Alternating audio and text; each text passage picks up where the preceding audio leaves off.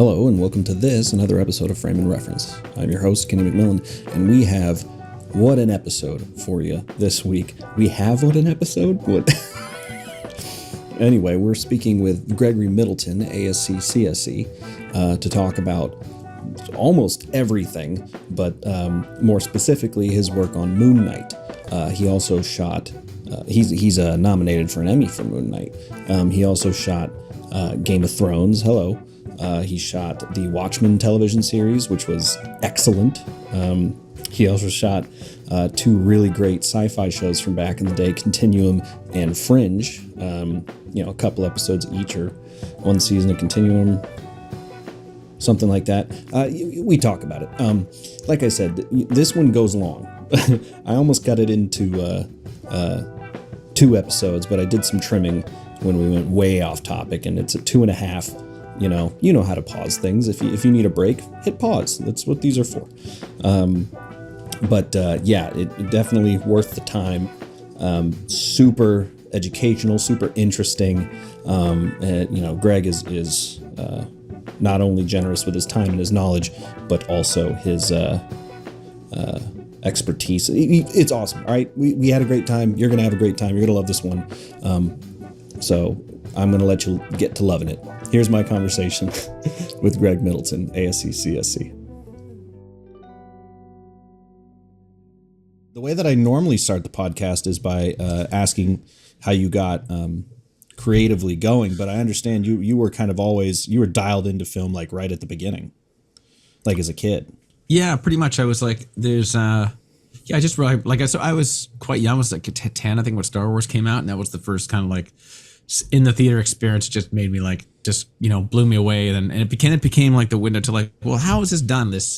Like, how are all these weird visuals like created and stuff? Never mind the story. And I was already playing with the family Super 8 camera as a kid. Then a couple of friends of mine I grew up with, we started like there with like Lego models, doing some like stop motion and stuff. And that became we're doing little film tricks, like doing because we were doing in-camera edits, right? With the Super 8 camera, there's no editing. Like we run up to the wall and then cut, and then keep going and then roll again. At that moment, it looked like you disappear in the wall. Things like that. So that was always an experimental stuff when I was young. So then it became. I told the story before once, but the in high school doing the same kind of thing with some other friends, and then your high school guidance counselor's like, so what do you want to do? Like, you want to go to college, or what's gonna like where do you want to study? And I was at that point like, well, I want to keep doing this. It seems like I never want to stop playing with cameras and stop making films. And it's a lot of jokes about high school guidance counselors being kind of useless and out of touch and everything and all that, but I got to say he gave great advice, which is, well, you have sort of 2 choices. You're probably going to keep doing this in some way because you clearly love it. You're started movie club in school, all this kind of stuff. So you want to decide if you want to try and make it a career, or it's going to be a hobby you do, on your weekends. Like you're going to obviously keep doing it. And of course, as a young, ambitious kid, you're like, well, it's got to be a career, right? Cut to, being in the suburbs of Montreal. It's like nobody I knew in film. There's nobody in West Island, Montreal. No one I grew up with. None of the parents are like, what, the film industry? Like, what is that? Like, it's just totally foreign. There's no shoots. It's like, there's nothing like that in any of the things. That all seemed a bit crazy.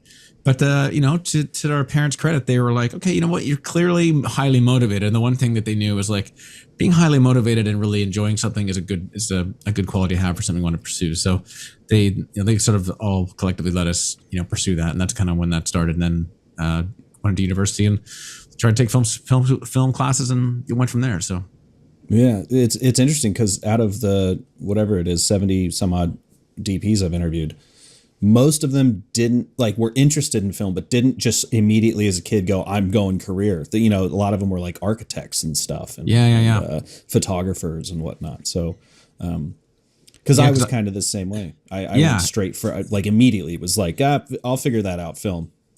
But yeah, they always think you're like, they always say you're lucky. It's like, well, lucky you knew what you wanted to do. It's like, well, I didn't know anything about it. I just knew I wanted to try and go into it. It's not like I had some great expertise when you're 15 years old. Like, oh yeah, I can imagine myself being a cinematographer. Like, I don't even know what the job is at that point.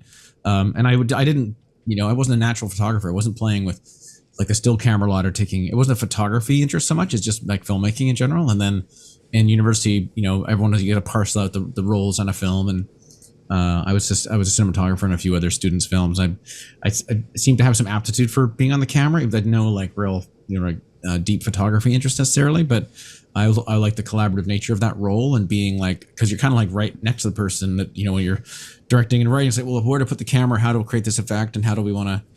I like that sort of being in that sort of the crucible of that, and it seemed like, okay, well, maybe I'll try and make that like the sort of career. And I think, or that was the beginning of it anyway. It is funny because I again exact same with me, but it's a now that I think about it, it's almost like a tolerance for stress. Like director, tons of stress, right? You're dealing with everything. Cinematographer, still very stressful, but narrowed, right? First AC, pretty stressful, but you get to not think about stuff for a minute, Camera operator, stressful, but not all the time. You can do this for a little bit, Yeah, I remember when I was making my the first feature film that I shot was called Kissed, which was basically made with the school's equipment, like a few years after I'd graduated, by a master's student named Lynn Stopkowicz, who's still a close friend of mine and a brilliant filmmaker. And, it was like a 22-day shoot. It's like an all-student crew. We're shooting 16. But I mean, at that point, I remember she came to me, we were shooting this tiny bathroom, right? And so, when we're not filming and I'm not either operating or being close to the camera when we're doing a take, then we should decide the next setup. Then I'm in there lighting the next scene, and she just came to be like, "Wow, you like never get a break." It's like, because when we're setting up, she can go deal with some costume stuff or think about the next scene, and I'm like, it's like if I'm not watching every take, then it's like, okay, what's the next setup? I have to light that one. It is a bit of an all go thing, but there's a fluid nature to that because you're always kind of creating and solving problems. It's less time. Like stress when you're kind of static is kind of worse, right? Like just sitting there worrying. It's like, that's a way different thing than like, okay, I got 20 minutes. We're behind schedule. I got to do this bathroom. Like, hey, how do I get this shot? And then you have control of what you're trying to do, and you're trying to do things quickly. But it's an active stress, which I think is pretty good as we learn more about. Even the medical profession now knows so much more about stress in terms of how like cortisol levels and being static. Like people that sit in an office that are super stressed out, like have way higher instances of heart disease than people that are, if you're stressed running around doing things, it's way different. It's a more natural, I believe physiological state for our body. Yeah. It's like if you're doing it physically, it's if you and I are in the tribe and we're in the old pre-human days, right? We'd be running around, hunting in a pack, right? In a big group of us, then we'd be very stressful, but we're also be in a very optimistic mood because there's the whole nature of us being kind of like, hunting game, that kind of thing is a very cooperative thing. There's a stress involved, but it's not the same sitting there worrying, not having any control over what you're doing. Right. And I think there's a thing about the cinematographer stress where you're still it's in the mode. It's quite active. So I think it helps manage that a bit more, I think, at least for me anyway. Yeah. I mean, that obviously the teamwork is specifically important to, or I suppose both important to the experience, but also something that people look for. But the problem solving, the active problem solving is something that can become quite addictive for the type of personality that thrives in this industry. Completely. You can see people that like this can't. I mean, the more I worked, once my professional career started and I started working on bigger and bigger productions, you start to realize the types of people that, end up in those shows and end up in those jobs. And there's a big commonality to that love for the problem solving, love for the sort of team making or being in a team. And they all have to have a little bit of like the joke we used to make. It's like the carnival. It's like, oh yeah, ran away enjoying the carny. It's like, yeah, that's it. You're done. You're toast now. You're gonna spend the whole life now with the carnival running around like a weird, person who's like left everything behind, because it's a bit like that now.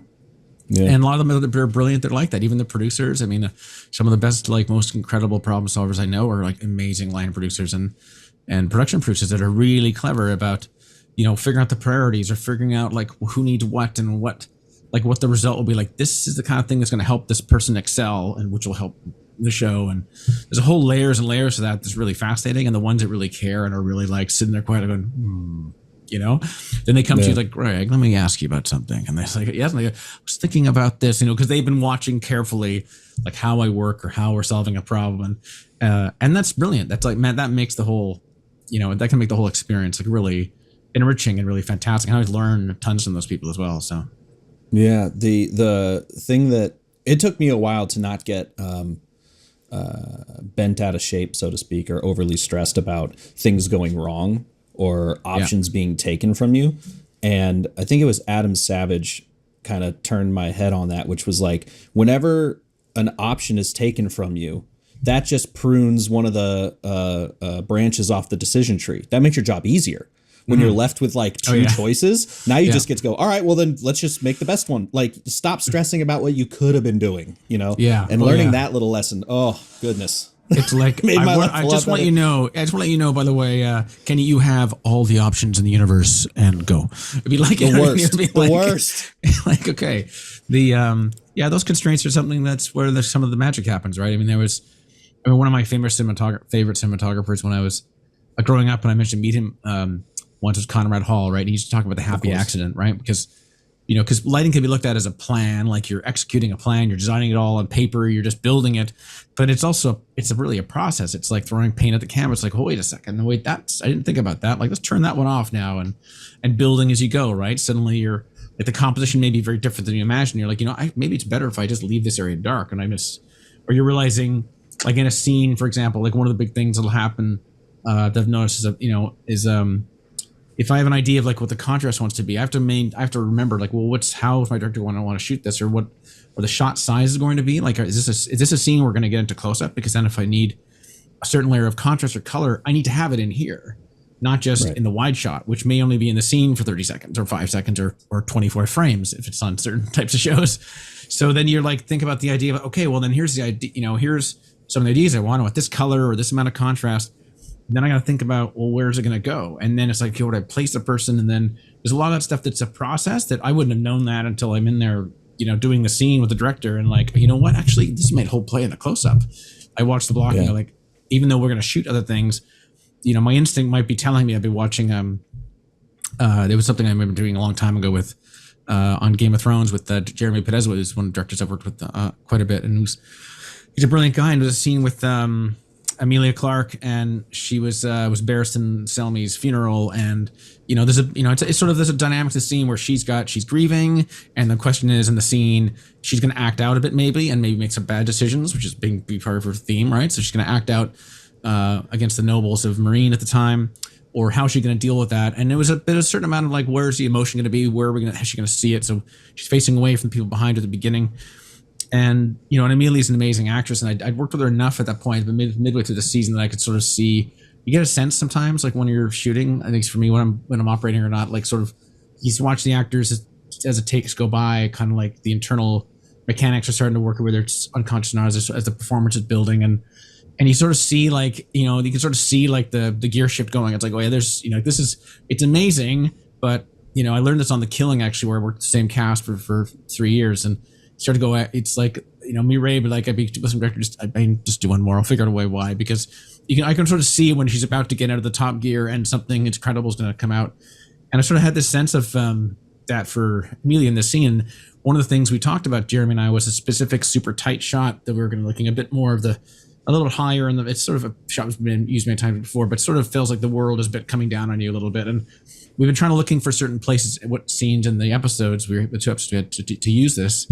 And this seemed like this is probably a great one. And it's like, wow, this would be a great time for it, because I could tell she's really, it's quite emotional. I know there's a lot there to look at and be very nice and close. And so at the very end, and we were a bit behind, I pushed him. It's like, I pushed the camera right in. Take 5 seconds and do one more take. And Amelia could sort of see us like hustling, and she's like, just stayed there and moved the camera in and did that. And she's amazing. And she's like incredible in this moment. Like a tear rolls down her cheek. It's like, it was like this magic thing to capture. But it took like sort of time to sort of like me to learn how to pay attention that way in some ways, and also have the idea of like, we had some ideas and when do we throw it in, and that's all like a fluid thing, right? It's like the happy accident of like, you have to have some ideas in your head about what you're going to toss around and when you're going to shoot a scene, but you don't know what's there, when it's going to come up. So there's a lot of flexibility to that, and a lot of responding to things, I think, which makes the shooting such an exciting thing, for me anyways. Yeah, that makes me think, like, was there a point, maybe it was on The Killing or maybe, Game of Thrones or something, but was there a point where you, where your sort of natural risk aversion went away? Because I feel like when you're starting out, as a DP, you really try to play it safe or make everything pretty, or like you're trying not to lose your job or whatever, Yeah. Oh yeah. This is a great topic, because it's because you realize with people like Conrad Hall at that point, like, it's even some of the great masters that I've managed to meet, in my life now, like, Roger Deakins, everything else. Like, Roger's the hardest working guy, and, he's extremely hard working when he's there, because he's just thinking, like, is this good enough? Is this, I don't know. Like, that's how he is. But also in a weird sense, yeah, true. But also he has nothing to prove. He's not like, is this good enough? Like, will people be judging? He's just like thinking for him, it's like, is this the right choice? Am I failing in my effort of creation? Not like I got to look good. Whereas when you're starting out, and I started very, very young, I was very fortunate to be, but I'm like in my early 20s. I looked like I was like 15. So there's a lot of like, well, who's the kid? Why is the kid shooting that, doing this? And so there is a sense where you feel the microscope on you, and you want to make sure you do the job well and properly, but you can easily second guess yourself because you think you're going to be only judged by, let's say, just the lighting, right? And you'd also be judged by if you're quick enough, how you work with the crew, everything else. But usually when you're starting out, you're usually more focused on, I have to figure out how to do this and get this lit, and I'm also maybe not as experienced, haven't figured out how to do certain things. And a director I know just told me a story last week, which is about this, and I was recognizing it was somebody.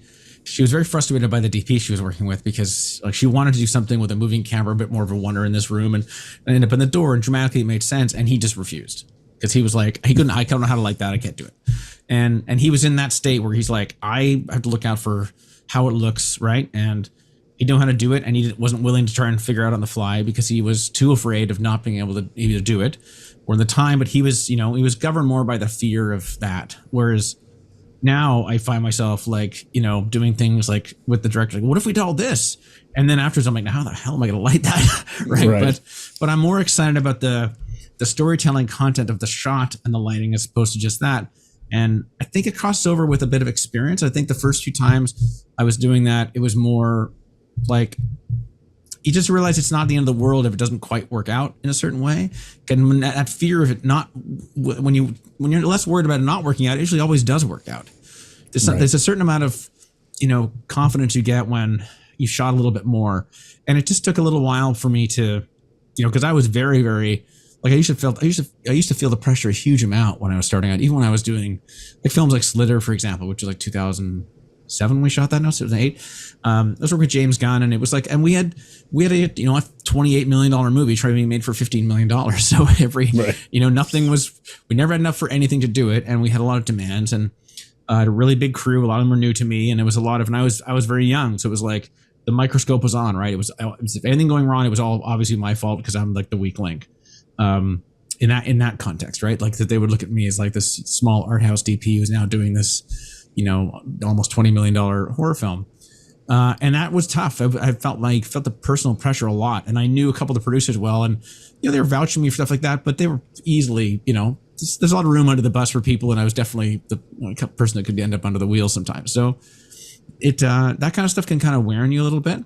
But if you persevere and get through it, then like you kind of come across over a point where it's just like you feel a bit freer, right? You just feel like you don't have to prove yourself. Like every setup, like my director friend was stumped that day. That poor cinematographer, he thought like he had to prove himself that day, and he had been asked to do things before and was too afraid of failing that he wasn't willing to take a risk with her.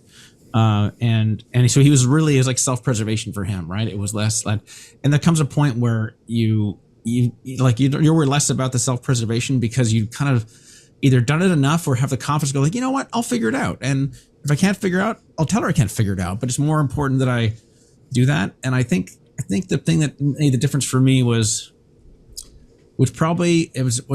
doing some television. I think specifically The Killing, because that show was still like, doing 45 minutes in 7.5 days episodes. So, it's a a lot of quick pace and a lot of really interesting, really great directors. And they were kind of demanding. Some of them are like, well, let's, Ed Bianchi doesn't want to do a lot of coverage. So the shots can be sometimes kind of complicated, but you get so good at being on the fly that you're kind of always on the fly in some ways. And that leads to like, you know what? Then it's like I don't get thrown off as easily.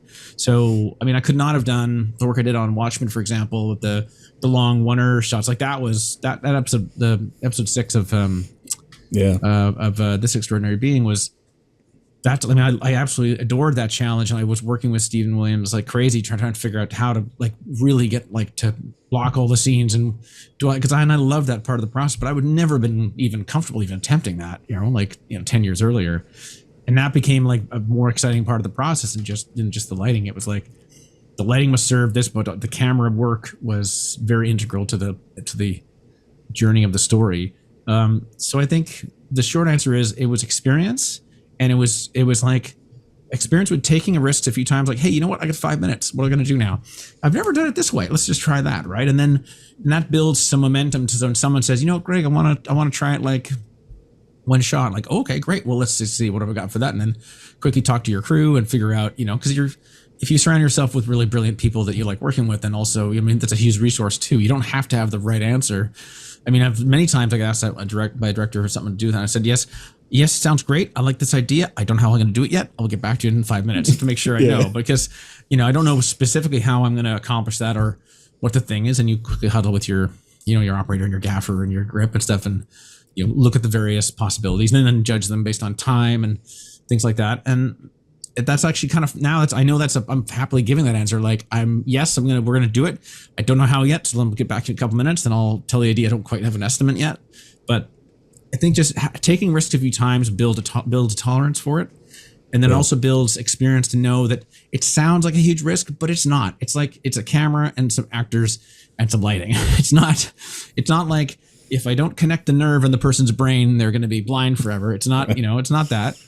And I think the frequency of doing that on a series really helped me. It certainly helped me on the bigger shows, like things like Game of Thrones was like, a very big challenge, but that was cross shooting some stuff sometimes. And we're doing stuff on the beach with like a bounce car in the sun behind a person's head and like, hurry up in 10 minutes. And that's just the nature of like, some of that production, but which is different than what you would think this show doesn't feel like that when you watch it, but there's a perception that it's like, it's all like, it's champagne, strawberries and gold plated toilets. And it's a joke. It's like, you said, no, over here now. And we'll slowly, it's like, it's still a 10-hour day, and it's a lot of complicated work. And being able to be a bit more on the fly is a huge asset. It doesn't go away, like that type of tolerance for risk and trying stuff. That doesn't go away. That goes. I mean, I think of all the great cinematographers that are working now that I admire so much, and listen to them doing some of the films, like the Hoyt Van Hoyt and people like that. They're like, well, this was a way to try and do this, right? Like we got to roll the dice and we're gonna try this new technique. And it just doing that. I guess tolerance for risk is built by experience. Just keep doing it, I think. Yeah. That brings up a couple thoughts I had. One of them being, which is more of like an education question, which is simply just like, what are some sort of things you can do to keep that pace up, to work quickly, especially when having to come up with maybe interesting lighting scenarios or whatever, but also, with a show like Game of Thrones or whatever, or really any of the larger shows, in what ways is it the same as any other shoot, and in what ways is it different? In the sense of like these, like you were saying, everyone thinks you got like $1 million, but whatever. We had $1 million budget per episode or whatever, but that's going to go forever. You can do whatever you want and get every lighting fixture you want. We're in simple situations where you are just on a beach with a bounce card. Like, how do you keep that looking quote unquote cinematic and not like an indie or like a student film, because the student could just go on a beach with a bounce card. What's the difference there? That was 5 questions. Yeah. Okay. Let me think. What's the first part of that question? Because I can get the bounce card thing. I tell you. What's the first Jesus part? Christ. Sorry. First part, dude. I'm bad. No, I'm sorry. The first part was just it was risk aversion. Then there was ways to keep moving quickly and still achieving a good result. Yeah. Well, I think I think it just kind of comes down to taste. It's like this weird thing where, I learned on like in the kind of like one part of the journey of understanding how to, at least how I would do this job as best as sort of I could figure out was, it's kind of like I've got to come up with on the macros. This is making, let's say I go back to a film I did like in 1998. So it's like a $1.6 million 22-day shoot. you have to come up with a plan that you can accomplish, right? Like it's like one thing to say it'll all be this way, but like I still have to shoot the film in 22 days, and I have to come up with a plan to give me kind of what I want in that time. And that sort of part of the problem solving is the same as when you're like, I'm on a beach, the sun's going down, I got an hour. That's sort of the same thing. It's like, what can I do that will still give me the shots that I want? Never mind how we're gonna block the scene out. It's the same sort of thinking. It's like you have to sort of pick a technique that will fit into the time frame, and and that which is a really important thing. And it's also what what experienced directors look for in a DP is they want beautiful work, but they don't want it to be like, they don't want to take away all their time too, right? If they get one take, because I've spent so much time, it's like, and working with the cast, they're going to need 5 or 6 takes to get what they want out of it. Then that's useless, right? Like a great lighting like that has torpedoed the ability to capture performance is not useful to anybody. And that's the thing, going back to that earlier comment about the wonder my friend was trying to get. And so I sort of remember that's the big thing, was like, you know what, I want to do something that's going to give me a certain type of look for this particular film, but I've got to figure out what the recipe is it's actually accomplished. Like, whether it's doing something with like that particular film, which was shot many years ago. It was a romantic comedy, and with a lot of gay and lesbian characters, and we wanted something kind of colorful and playful, but a little bit romantic. And I was like, you know what, I haven't used any real rear nets before, especially in a very subtle way that could give a little something. And it would give us, give you some lighting artifacts. We had a lot of stuff we have some musical theater numbers. We had 3 musical numbers on a stage and stuff like that. All this stupid amount of things to do in a small shoot. But it was a nice recipe. It actually worked quite well. And there's something that would give me a little certain bit of a look that would be a bit identifiable with the amount of with our art direction we were using and stuff. And that was a quick experiment. I was like, okay, now I've got one part of my look is now I've got that built in. That's something I've done now. It's just a question of the lens and that kind of stuff. And that's something that it wouldn't, require. It wasn't like an elaborate lighting thing. It's like I could light very simply, and I could add a nice little glow to someone with using these rear nets. And I picked kind of a warm color net too, like not a classic Christian Dior, which I couldn't get actually, but there was sort of a slightly pinkish kind of color, which worked beautiful on the skin. But it was a way to okay, here's a way for me to add something to this film and in a way which will also not suddenly slow me down. It didn't create the lenses too slow. It didn't, cause other problems. And that's the same thing as the sort of how do I do this scene, in a few shots, right? Like a lot of things on The Killing were, okay, the actors are very good. They usually don't need many takes. We want a certain atmosphere. And then I became better. Like, you know what? Here's one shot, and I could put the other camera here and get him, him or her at the same time. And I could do something because that was my first show with an Alexa, first digital show. And I realized I could do stuff at night now you see way more stuff in the background. Now it's a question of turning things off and blocking things. Now I can create contrast by turning off the street lights behind us or, blocking it out with flags or something like that. And then I've got a beautiful, half silhouette soft thing with only a little bit of lighting. And then it's like, oh, that's a recipe. I can do that pretty quickly. It's like, hey, we got to do the scene. We're at the crime scene. I'm like, great. We'll put 2 practicals back there. I learned the trick of putting a small, a pepper or something like that with the sodium color on it. Just put it 60 feet in the background. It'll look like it's a light that's, 200 feet away. And I can do 3 things to help, create more of the mood I wanted. And it's very quick. And I can also, if I'm clever, get a second piece of coverage at the same time, or a second camera can get 2 tight profiles, and we can shoot the entire scene and get 4 shots. We can do that in 45 minutes. And when you're doing that kind of pace, so you start to sort of develop more of these little recipes for that. And that just becomes part of the practice. But it's really about just seeing out what you can do in the time. Like the bounce card thing came up on the same thing, on the same set of episodes with Jeremy on Game of Thrones. We had 2 scenes on beaches. We had a really long dialogue with Tyrion and Jorah. And that took too long to get, and we was in a different location. And we had a slow start for a few other reasons why things were a bit late that morning. That happens. And then and the scene was a bit more of a monster than we thought in terms of number of shots and longer takes. And so then we had a whole other scene where Tyrion and Jorah are on this other beach, and they've just Tyrion wakes up on the beach. Jorah saved him from the stone man and pulled him out of the water, which we don't see. And we had to do all that scene, and we had an hour, and I'm watching the sun, and it's I had this whole idea of doing we'll this here. trick. Yeah, now it's I'm okay. Thankfully there was no clouds on the horizon, so we're gonna get the sun right to the ground. But then we're on this little spit, so we're on we scouted the location very carefully, and we planned some camera positions on the other side, so we'd have water in the foreground to get the reflections. You know, so we had this little spit of water with them. But as far as the coverage, it was like, okay, well now I got to cross shoot some of this stuff, and I got to figure out how I get Jorah walking away in the background with Tyrion in the background, and I'm gonna have the sun in the lens. I'm like, oh well, then you know what? It's gonna be low enough that we can have Ian block it, so we can have him walk up, and we'll just sticks in a slider, which is like, as Sean Savage is the operator. It's like, what do you think? Just sticks and sliders? Like, yeah, just that. Don't even bring the dolly. You don't have time to bring any of that stuff, anyways. I brought like one light, and then I brought like just some black and some white stuff. And then I realized, well, if the way I sit them this way, I put the sun between, like that's a simple thing, right? If you and I are talking like this, if the sun's over here, you probably shoot both people fairly well.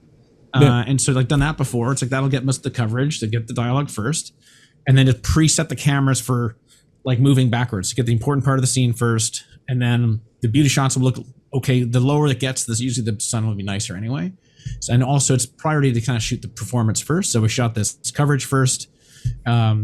And then we quick before we moved down, I had Sean built the third camera in the like blinking eye shot, which is like the waking up shot. We used a lens baby, and it was actually my fingers doing it. Oh, nice. Sean. Oh yeah, I was like, if we did the coverage, I'm like, just stay here for 1 second, Ian. And Jeremy's like, we got to move on. I'm like, well, just give you 30 seconds. We'll put the other camera here. And Ian just looked down here, like 30 seconds later, got the take, move on. And then we sort of went wider. So like I learned the lesson of like performance first. And then while that's happening, thinking, okay, where's the next shot? Like they're getting this, I'm walking over. Okay, this is gonna be here. Ian can walk here. That'll block the sun. And then, but that's happening. Other camera goes, Dave Morgan goes across the way to set the profile shot. And we get two sizes there. And we'll finish with the camera in the trees with a super wide shot. And we can probably get those in 1 or 2 takes in like 10, 15 minutes if we're lucky. So we sort of plan all that and sort of work out a plan that, I sort of knew would work. So in this case, it was like, lesson photographic is like, look towards the sun, usually looks pretty good. Cross shoot people can look pretty good if they're the right, is not too difficult on their faces. So like all those things are going through the sort of plan in the head, especially when you roll up in the truck and you're like, okay, sun's going down in 1 hour and 25 minutes. DIT stays there. No equipment goes on the spit. We can't afford the time to take things away when we have to get the wide shot. But it was like just making sure that each shot was still going to look nice, right? Like, what? Then it's like, how do I put Ian and Peter? Because I went like, Peter, I know we'll be on Peter's shot a lot because it's like he's like, he's came near death, and this is the beginning of like more of their friendship, right? Like they're like Jorah kidnapped Tyrion, and now this is like a little bit more of an understanding. They had and because the next scene they're really gonna have understanding about, because Jorah doesn't realize his dad is dead, and Tyrion's gonna spill the beans to him about that. And so I knew we'd be on Peter more, so it's like I picked like his was a more valuable background, sort of anchored the scene. Then like I think it'll be water behind him, sun off the water behind Peter's shot, and then Jorah will look good. He'll look good, pretty good side lit, and so 2 cameras that way. So he's sort of like I'm still picking shots I think are gonna look good, and then try and put them in a sequence. Does that make sense? Totally, absolutely. But it just takes every single scene is like that in a weird way. It's just that one was like, okay, how long to carry the camera off the spit? Right. How long for Dave to get across the way? And while that's going there, can I get the third camera to where the old crane, which you don't have time to use a crane, to get the wide, that then you sort of, and then it becomes your team, right? Then it becomes Sean and who was our focus player that year? Seb, I think. And they're like, okay, great. And we sort of, then I'm doing the math of like, when you guys are done, you go there. And when this happens here, then you go there, and we'll just keep leapfrogging. And then I know I'll be able to like, as soon as everyone's out of the way, I know, and I've got the microphone to like my radio to Ian Mars, our DIT. This happening here, and Greg's like, yeah. Ian's like, you could maybe do one more. Like he's watching the exposure, and I want to go shallow, and so that's all happening simultaneously. That's the only way you can get that kind of work done quickly. But making a little plan is sort of the beginning of it, anyway. Totally, and that actually dovetails nicely into that second part of that ridiculous question I asked, which is making things look cinematic. I hate using the word cinematic because the internet has ruined it, but you know what I mean. No, I know. When you do only have a few resources that you're supposed, maybe because of speed or maybe because you're an indie, but at this point we all kind of share the same tools. We can all get a hold of an LED panel that's decent. I love my Kinos, the Astera tubes, whatever. How much of, you're talking about your DIT, how much of that look comes down to the color grade, especially on something like Moon Knight or Watchmen that is quite stylized, like how much of that is in post that you're getting that look, or how much is it just getting an Alexa or having the sickest lenses? Like, can you get away with getting that look with other setups? I'd say the irony is it's all the things you just mentioned are like 10% of it. So in this case, in that scene there, it was about the location. And the one thing that location was like every way you point the camera looked great. And with the sun lowering down, then it's like how to use it properly. I think the biggest factor as far as like what the word cinematic is when you're scouting, place your scene in an interesting place that like visually supports the scene, offers some interesting visual angles that make sense for the scene.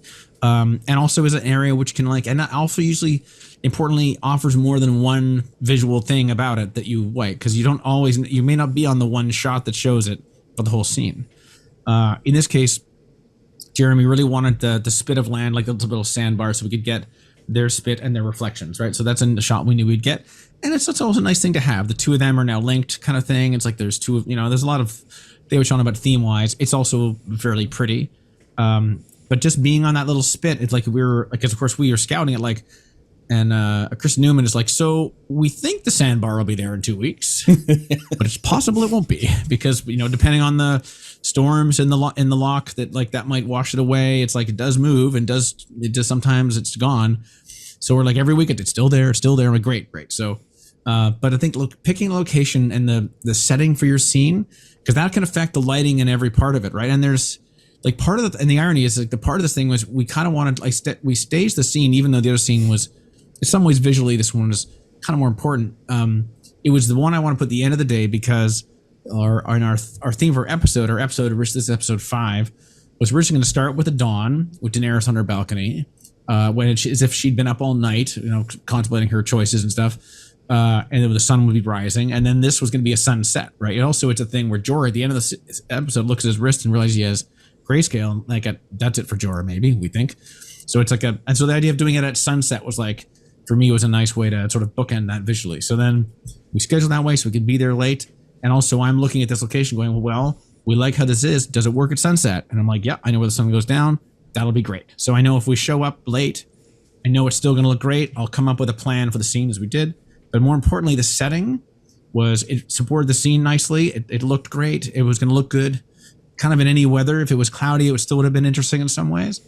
But I think that's the biggest part of it. Like that's the thing that, drives me crazy sometimes when I see other works, even some stuff I've seen recently where it's like there's been like no thought to like where the scene is taking place. Like it's like picking a location is the biggest part of, I think, the cinematic element that you're asking about, and having it also using the environment and the lighting opportunities environment to help the scene, right? Like there was, not to pick on recent stuff, but like there's some stuff with when Darth Vader and Obi-Wan are fighting in the new show, and it kind of starts in a gray soup, and it kind of finishes in a gray area, right? Whereas if when I was watching a scene, piles, literal dirt piles everywhere. Well, and I'm even talking visually about interesting. The climactic episode, which also the last episode, which by the way had incredible work by, and I know people that worked on the show with like Ewan and Ewan and Hayden did a beautiful job in that moment. But in terms visually, like his ship lands and it's like it's all gray murk, and then they kind of go into a gray area, and it's just like whereas visually for me. It would have been interesting to have it start with something with more sun, or something with like some more, and then get to somewhere darker. Because I know they want to get somewhere darker. Because I know thematically, I know he wanted to have the lightsabers light. And now this is beautiful, right? I mean, right. And by the way, also this is like, And by the way, I'm not trying to criticize other people who were. I wasn't there. I don't know what they're up against, right? Like there's a whole. Sometimes I like that plan, Greg, and then they wouldn't let me do it. Like you never know this. But there's my point is like to thinking about where your scene takes place, like how to use the environment, and if you want to have like changes in scene, like we could start seeing somewhere else and then go somewhere else. You could start in the sun, go somewhere dark, or like there's things we'd start in. If you're on the balcony, then you go somewhere more reclusive, right? When the scene is going, you start like in the open daylight on Thrones, and we could get up in the kind of cave when someone's more isolated, or. The cinematic thing is all about using those like tools, right? When you're scouting locations, like really think about that, how to use the place or create the place, right? If like maybe it's a great location, but you need to do one thing to it to give yourself this other visual element to use, right? Like Like, that's sometimes for me, that's I think the biggest thing with cinematic is that sort of planning. And that's sometimes locations are expensive, but if they're outdoors or often, free or close to free, it's just taking the time to be there and then realizing, let's be here at sunset.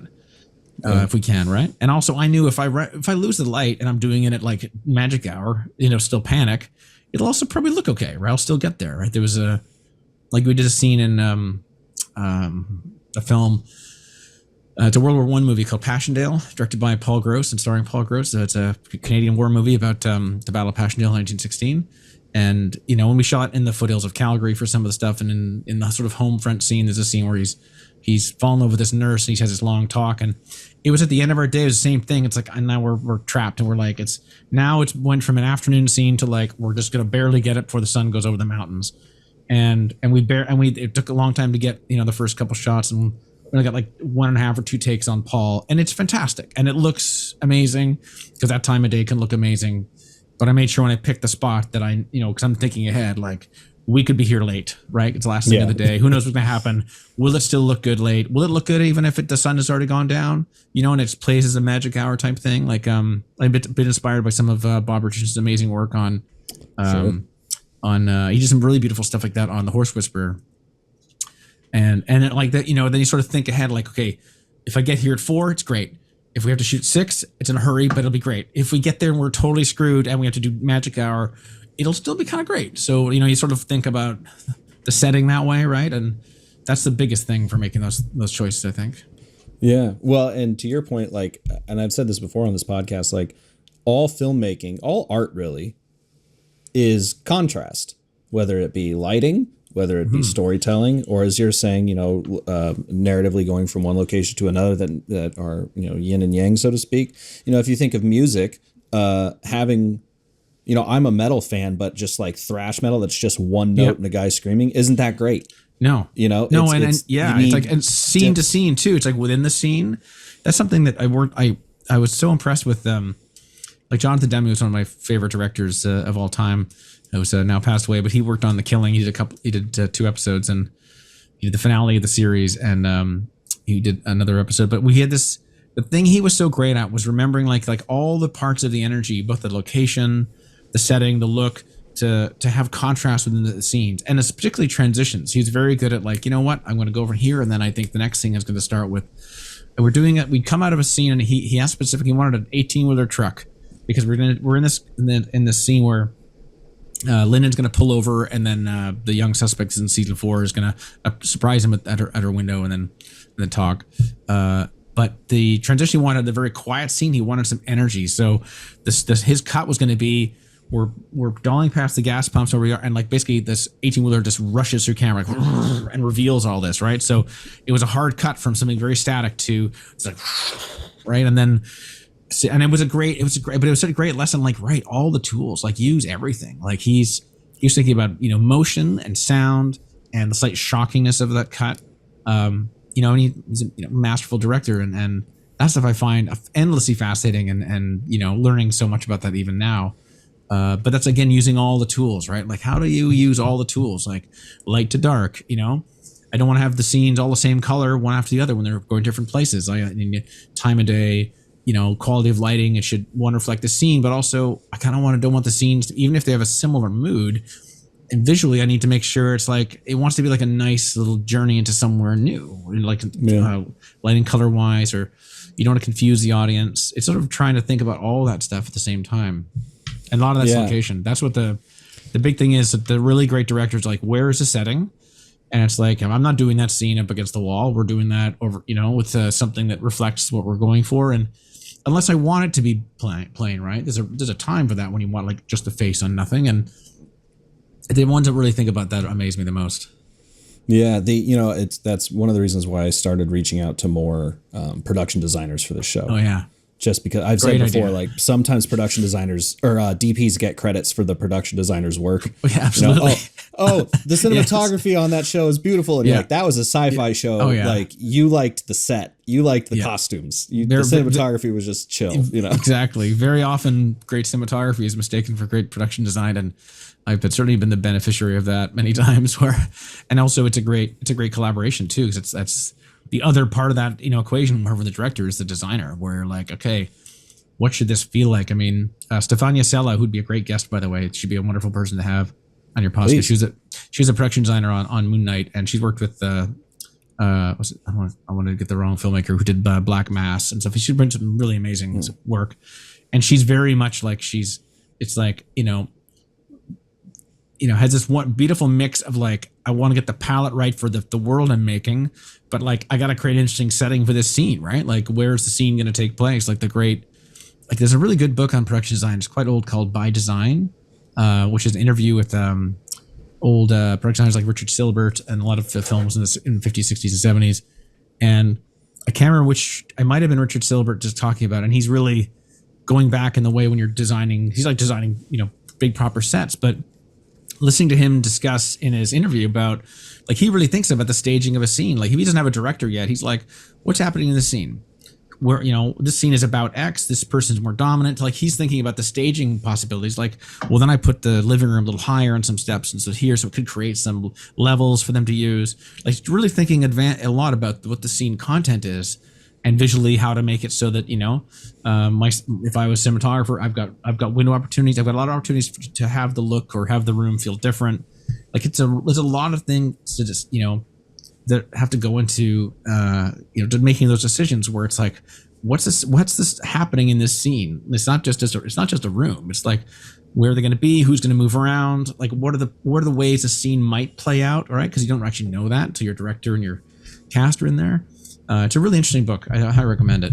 It's been a while since I've read it, but I think I read just like, I want to say like when I was in film school, but that was like a real lesson in that. That was the beginning of that thinking, like, oh, right, this is a really big deal. This is not just like, are the colors of the wall right? Like, rule one, how about I don't make the walls the same color as everyone's skin? It's like, and if you want a really like low key scene, do it in a room with darker walls, right? And don't be afraid to make the walls way darker than you think, because I can always add a bit of light, but it gets more complicated for us cinematographers to make walls darker, like, lighting wise. There's some great stuff in Moon Knight where we went with super dark walls in the house that Mark / Steven grows up in Moon Knight. Like, they're like really, really dark, right? But it's really great because it makes for a very easy way to make a lot of mood. It makes him jump out of the background, and it feels like this, weirdly, not weirdly, but this like an over intense memory of like what this was like. It's reflecting his own emotional state of these memories anyway. It's just like, design is like an underestimated component. Well, Steven's apartment too is even like, gorgeous. It's busy, but not in like a confusing way. It's just, there's like a lot of texture going on all the books and everything. And it's a very it's like his sort of kind of room. His like busy mind of like, I love all these things. Like, he's just like a bit of a nutty professor for Egypt, and it's also a giant like loft, right? Like the big pyramid, right. Which was because I think Muhammad's idea was like, let's put some pyramids and everything, and I went and he pressed her on that, and she's like, all right, if you want that, I will design something and we'll figure it out. It'll be like a weird pyramid library. It'll make no sense, but it's going to look cool, and it'll give it that stuff. And she's an incredible designer, and that set was incredible. That was our first week of the shoot, and it was it was quite amazing. Yeah, I would love to talk to her. So I've had the privilege on this show of talking to a few people who have worked on sci-fi shows that I've loved, and I'm being very specific when I say sci-fi, because Moon Knight is not the first show that you worked on where you had people playing two different people. Yeah. So you did what? All of season 3 of Fringe? No, I only did most of season. I did even episodes. I did 6 episodes. I did 6. I think it was 2, 4, 6, 8 or something like that. Yeah, I think so. Because I like the first half of the season. Because David Moxness, who had been on the show before, because I guess they pushed this. He was on a big miniseries that pushed what he was doing between seasons, and so I subbed for him basically on that. So that was just basically me filling in for him. And I don't think I didn't have to do. I did some scenes with Olivia and Bolivia, but we didn't do any motion control stuff. It was all like they didn't interact in my episode, so I didn't have to do the really terrible ones like that. Was like we had to do with Oscar. I didn't have to do that work, but that was a very different thing. And that's when I look at my work on that episodes in particular, I'm like not nowhere near as proud of my work on that show in terms of like lighting wise and what I managed to do, a couple years later on The Killing, because I was filling in for somebody else. I was trying to fit into the show, and Tom Yatsko was incredibly gracious to have me come in. I'd filled in for him on something the year before because during the Olympics I shot for him for like 3 days, and he liked what I did. And but it was still like a show I couldn't really make that my own. And plus I'm working with an entire crew that I don't know, that I'm trying to get into their rhythm. And I work quite differently than Tom. Like I think Tom does incredible work, but like the way our methods are a little bit different. So I'm adapting to his crew. And so there was a lot of like sort of catching up to do that for that. So it wasn't quite me, getting to like have the kind of authorship that or the responsibility that like the showrunner gave me on The Killing, for example, where, I took over from my friend Peter after the first season, then and made it more my own. But it's a great show. Like, I mean, I there's some stuff in the second season where emotionally, like I remember when the moment where Anna Torv sees that, when they have this discovery of this, people are from the other universe, and she looks up and noticed that what's his name now? Josh Jackson's character's name, who I forgot. Peter, yeah, when Peter's from the other side and he doesn't know. And I was like, what a great twist. Like, what a great, I was like, okay, this could be interesting now. Cause now it's a mystery. Cause now one, she's realizing that maybe she's going to fall in love with him. And also he doesn't know. And that Walter's keeping the secret from him, which is a horrible thing. And it became much more about the characters, which became way more interesting wise. And so when Tom asked me to, he's like, yeah, can you come and do a few episodes till Moxie comes back? But yeah, I'd love to. Cause I mean, what I saw last year was like, this could be really fantastic. This is really, really clever. And they're such great actors. I mean, what an amazing, collection of, a wonderful collection of voices and tones, right? Between Anna and Josh. And then like, you have like Lance Reddick and incredible Walter Bishop, like just listening to them and scenes together. There's such an interesting dynamic of characters, even though there's a lot of, sci-fi talk, and that kind of stuff. It was really amazing thing to be part of for sure. Yeah, that it was funny because me and my girlfriend both love that show, and we were I only have the first season on Blu-ray, but we were like getting back to it, and I was like, oh yeah, and then we kind of fell off for a minute, work or whatever. But when I was looking you up and I saw Fringe season 3, I was like, which one was that? And I looked at a few episodes, and all of that came back. Like, oh yeah, there's all of those story points came back, and I was like, that show was way better than I remember. Yeah, like I remember loving it, but it just all of that had escaped me since the show had come out. Yeah, no, it's quite that. Yeah, that's sort of like, again, that's weird. Like, I mean, because that was 2011, I guess, right? So it's up to ways now. And then suddenly being this, like, and now there's other, like the idea of like parallel universe and stuff. There's a lot of that going on right now, right? With the Marvel universe and multiverses and different versions of characters. And I mean, it's a bit of a sci-fi trope and it's been done many times before, but it was from a story standpoint, from a dramatic standpoint, it was a very rich idea. And it was, I think I remember Anna discussing with me once about, it was some, like, I think the cast had pushed for that. Like, she has pushed for that specifically, but like, let's just trigger out a way to make these things about us more in terms of like, it's not just, weird fringe thing of the week, like connect it to the characters. Not the X-Files. Yeah. Yeah. And I think that was really smart. I think that was, because that also makes it makes when you're doing scenes, like when you're blocking a scene, but you're thinking more about the journey for what this means for the characters. It's not just about showing up and like interviewing somebody and blah blah blah and just like, yep, I think that's the information, we move on, right? The scenes can have turns in them, right? Because there's secrets between characters and revelations and stuff, which can make the drama more interesting. Yeah, I had forgotten that I had actually watched Continuum as well. Oh yeah. And I went to try to get it, like just buy it on Amazon. Oh yeah. Physical media thing, dude. Each season costs like $150. Oh my god. I guess the discs just don't exist. Physical media is not going away, I think, because we're now realizing there's a bit of, even if I want to try and find certain things for reference, like to discuss with a director, it's like you just can't get stuff to some things. It just falls off into the ether and it just doesn't exist anymore. And I think that's a bigger reason to make sure you have some physical media of the things you really love. And I'm a huge fan of Continuum. It's like one of my friends that I grew up with is the creator of that show, Simon Barry. So he was like, we were the ones making Super 8 films together as kids.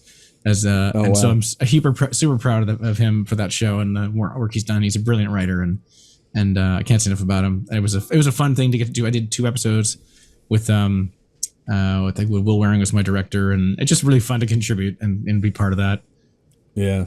Well, like I will say, luckily you can get the first season was $35 on Blu-ray, but yeah, all the other seasons. I was trying to find discs of The Killing, and I can't find the Blu-rays anywhere. They only exist in the other regions, so not in the North American region. Well, right? If you get it on Blu-ray, I think Blu-ray is region free. No, I can't. No, 4K Blu-rays are region free. Yeah, but I can't see. There's no The Killing. It doesn't exist on any North American apart from season 1. There's no discs available, which is like I'm gonna find them somewhere or figure something out, because I mean they're on now that Disney owns Fox. Like here in Canada, it's actually on Disney because all the Fox material is on Disney here, because it's one of the few things where they didn't have a Hulu deal or something like that. So the Fox stuff could all be on Disney here, but in other parts of the world it's not. But I mean eventually that might get taken off, right? Then that show will just disappear, which would be very sad for me. Yeah, long ago I started buying records, like vinyl records, because it was a little bit of hipstery-niche, oh my God, of me. Anyway.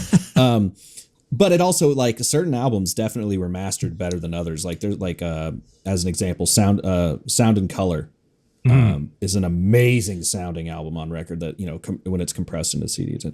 But especially over the pandemic, I started snatching up every Blu-ray. Yeah. I could just feel the losses coming. I think that collection is worthy, and they also stand up. Like the Blu-ray encoding's quite good. I mean, most people have like 4K televisions now, but they still look really good. Like, I mean, I can compare the files. This is a really interesting off-topic thing for cinematography, but the files you can see depending on it's all related. Yeah, it's like what you see or the file you're watching for something. Because now I've got, let's say, a 4K Apple file for a movie, and I've also got it on Blu-ray. Right. And even though the 4K one technically is higher res, everything else, the sound will be better on the Blu-ray. And in some ways, the color will be better on the Blu-ray. Right. And even though it's upscaling it from, the 1080p into my 4K TV, it'll still look better in some ways than the compressed file from the Apple thing. In the same way that, Disney's particular streaming, what they've done with their particular stream has a little bit more color and contrast than a lot of others. And in some ways better than sometimes the copies I get on like just another file you buy it on Amazon, something like that. And like, so The Killing looks great. Like it looks better than some of the other files I've seen. Like used to like on AMC's, like all pixelated and all gray and mushy. And the show looks fantastic. Like their particular algorithm that they're using for their stream, whatever, magic voodoo they're using. It's like mostly makes their stuff look really, really good and everything on that service. Moon Knight like definitely felt like a singular. I mean, it's just Muhammad directing the whole thing, right? No, there's two other. Originally, Muhammad and I were going to be the only director DP pair on it, and but they learned. I think Marvel had learned on the last couple, because this was their fifth show they'd done. Is that for some of them, it's just too much work for the director to prep the 6 1 hour time. Especially also because each episode's like a movie in our show, right? Like it's in different genres. We're in the desert, like you're in there's a lot of like film style prep to these things. So they decided to sort of to split it up and to give 2 episodes to another director, in which they hired Justin Aaron and Justin Benson and Aaron Moorhead. And so that, which actually I think worked out really well. Cause even at the beginning, Muhammad's like, no. And he's like, Greg, I'm so glad now I'm not doing all of them. Because by the time we were trying to do episodes 5 and 6 near the end, we're all like wiped out. And, and 4 was, quite a bit of work as well. Originally that whole end of 4, when it goes in the asylum, that was usually the beginning of episode 5, but breaking the script for 5 was realizing, 4 had too much travelogue and too much the desert stuff, like cut that out, move that up earlier, leave more room in 5 for the journey, because 5 was like quite a big episode, and so you're figuring all that on the fly. And I think that was, at that point, it was really great to have other creative voices in there to shoulder some of that burden and to work that out. You actually kind of pinged me off to like a 2-parter. The first part being how, because in Game of Thrones you're juggling a ton of DPs and directors and whatnot as well. Yeah. On the 10 episode season there would be 5 pairs, like 10 episodes. We'd each do 2 episodes each. Yeah. So how do you keep consistent? How do you keep the look consistent between all of you? On Moon Knight, I assume it was easier because there was only 2 of you. But yeah, and also in Moon Knight we were sort of making our look, right? So it was. In which case, like I started before everyone else, those guys, in Moon Knight, I started before Andrew, because originally I was hired. There wasn't going to be only the one team. And so I had some specific ideas I wanted to do, just a few things. Like one of the basics thing is like, amount of contrast, using darkness, things like that. Muhammad was a big fan of doing some continuous shots a lot, and not trying to build things into a shot and not do a lot of inserts. Marvel does like a lot of coverage. It's not a very cutty show. Yeah, and I think we fought to get that. I think there's with something where the script is a bit more fluid in many drafts as we were shooting. And I know Marvel does like to have some coverage, like anyone in TV, like even on Thrones, we would do quite a bit of coverage, me and Jeremy, which can take a lot more time. But David and Dan, if they're realizing, hey man, that scene's 7 minutes, I got to make it 5, then they can do it, because if we get good performances and all the coverage, that they can tweak their scene and post as writers, their ultimate showrunner, your ultimate directors on TV series are the showrunners. In this case, in the Marvel case, the ultimate showrunners are going to be putting the final polish, are going to be, the top 4 at Marvel. That they're the ones that are sort of like the ultimate showrunners of the whole MCU. So, like they sort of take that showrunner role at the very end, and it's good for them to have some options. And they've learned it's like, we just want some coverage sometimes, because we just want, we wanted the options to do that, and so we tried to give that to them when we could, but we also tried to not make it so we don't have coverage all the time that's the same and like the same style of shot, and we just don't want it to be, because the danger is then it could just become all very visually very similar and right. Too cutty. So we were trying to be smart about how we gave them that. But look wise, there's more contrast. We had some other ideas about color, things like that, and with just me and Andrew working together, sort of like to get on the same page. Like that's one thing. We also work with the same crew, obviously, which is the same on Thrones. You've been the same, and of course on Thrones you have 2 main units. You have 2 different sets of camera operators and gaffers and things like that. But also the show is usually colored by one person, and that's a big factor on Game of Thrones. That Joe Finley would be the only colorist, right? And so he would, and even if let's say myself and 2 other DPs, we might treat the camera a bit differently in terms of exposure, typically sometimes. And so he would be able to even that up very easily, and he would develop like presets for what he would want to be exposed. And I ended up kind of doing something a bit more like him, and we built some new viewing LUTs, actually, me and Joe, for Thrones. It helped me, because the first year I was wondering like, okay, what am I going to look at on set? Because he had some very particular things he did, how he treated the Alexa footage, which really was in quite a big part of the look. It was just how he sort of would bend the curve a little bit. And once I colored my first few episodes with him, I realized, well, this is okay. Now I get it. Now I know why what I'm seeing is what I'm seeing. And now I want to build me a viewing LUT on set, a bit like your sort of base setup a little bit. So that way I'll be able to light more specifically to get where you want. And then it just made his job even easier by the time I get that. So it's a question of doing that sort of thing. But that's a big part of continuity, is your colorist. And the other thing is, it's like, in a weird way, like you just sort of, Thrones is different, because I joined season 5. There's 4 seasons of material to look at, right? And the look from season 1 to season 2, it's a pretty big difference, right? If you watch the show, like we had, Tom Gates would be like, oh yeah, great. We used to have like 200 par cans up all in these sets for these ridiculous, super hard backlights everywhere, right? And then the Sky panel came out. Yeah. Well, no, not even that. Then the next season, I think it would Kramer and Jonathan Freeman would be like, now it's like, take all those down. Now it's like 120K to the window, and we're doing a lot of like softer fill light and resimplifying stuff, and also like, how do we get the lighting budget down? And I think it was Kramer was like, yeah, throw everything small into 5K, throw away. Wow. Simple thing. But also it was kind of made sense. So like bigger sources became more natural look, and like more bending into and that's like, okay, more window candle, more of the sort of Rembrandt sort of style, and that they sort of like began to develop in season 2. Which is also something I visually I quite like, and seemed to make a lot of sense for the story. So in that case, we all watched the material, right? So then like all of us who just joined the show were like, well, there's plenty of things to look at. And also all the directors, they did a great thing where they made a little screenshot book. You had like a little book, flip book of like all of the episodes had like a single shot from each scene, which was a helpful way just to like, instead of having to watch the episode, like, oh right, what did the Great Hall look like in this scene? In this kind of context. And you sort of see all the various looks they've done. But the flip side, that gives you sort of like a general feel for the palette. Like, I'm not going to do something that won't fit into this look. But also, you don't want to just imitate that, because you're trying to come up with a look for your scene that makes sense for your flow of the story.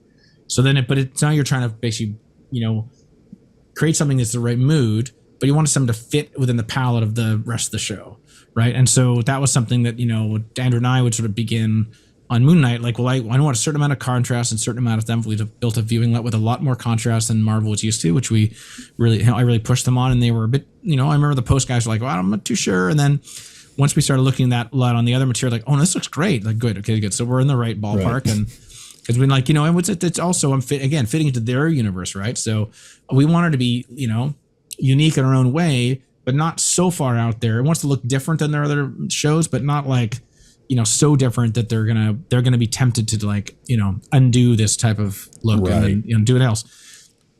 So it had to be fit our material. Like in our, we start with episode 1 with a bit of a horror show, right? With Stephen being haunted by Khonshu. And then we have a travelogue thing, right? We end up in like the desert in episode 3 and 4. And you've got, sort of Lawrence of Arabia style stuff. And we got, there's a lot of different genres and worlds in it. So but a lot of them felt like they could handle like a more contrast and some more darkness in the image. And also using darkness as a way to hide things, right? Like areas where there is no detail, things like that sometimes, which is kind of unusual for their stuff. It doesn't have too much of that. Most of the Marvel stuff has a lot of, like, you can sort of see through everything to some degree. So that could be different for us, but we felt we had a license to do that with the big psychological element we were dealing with.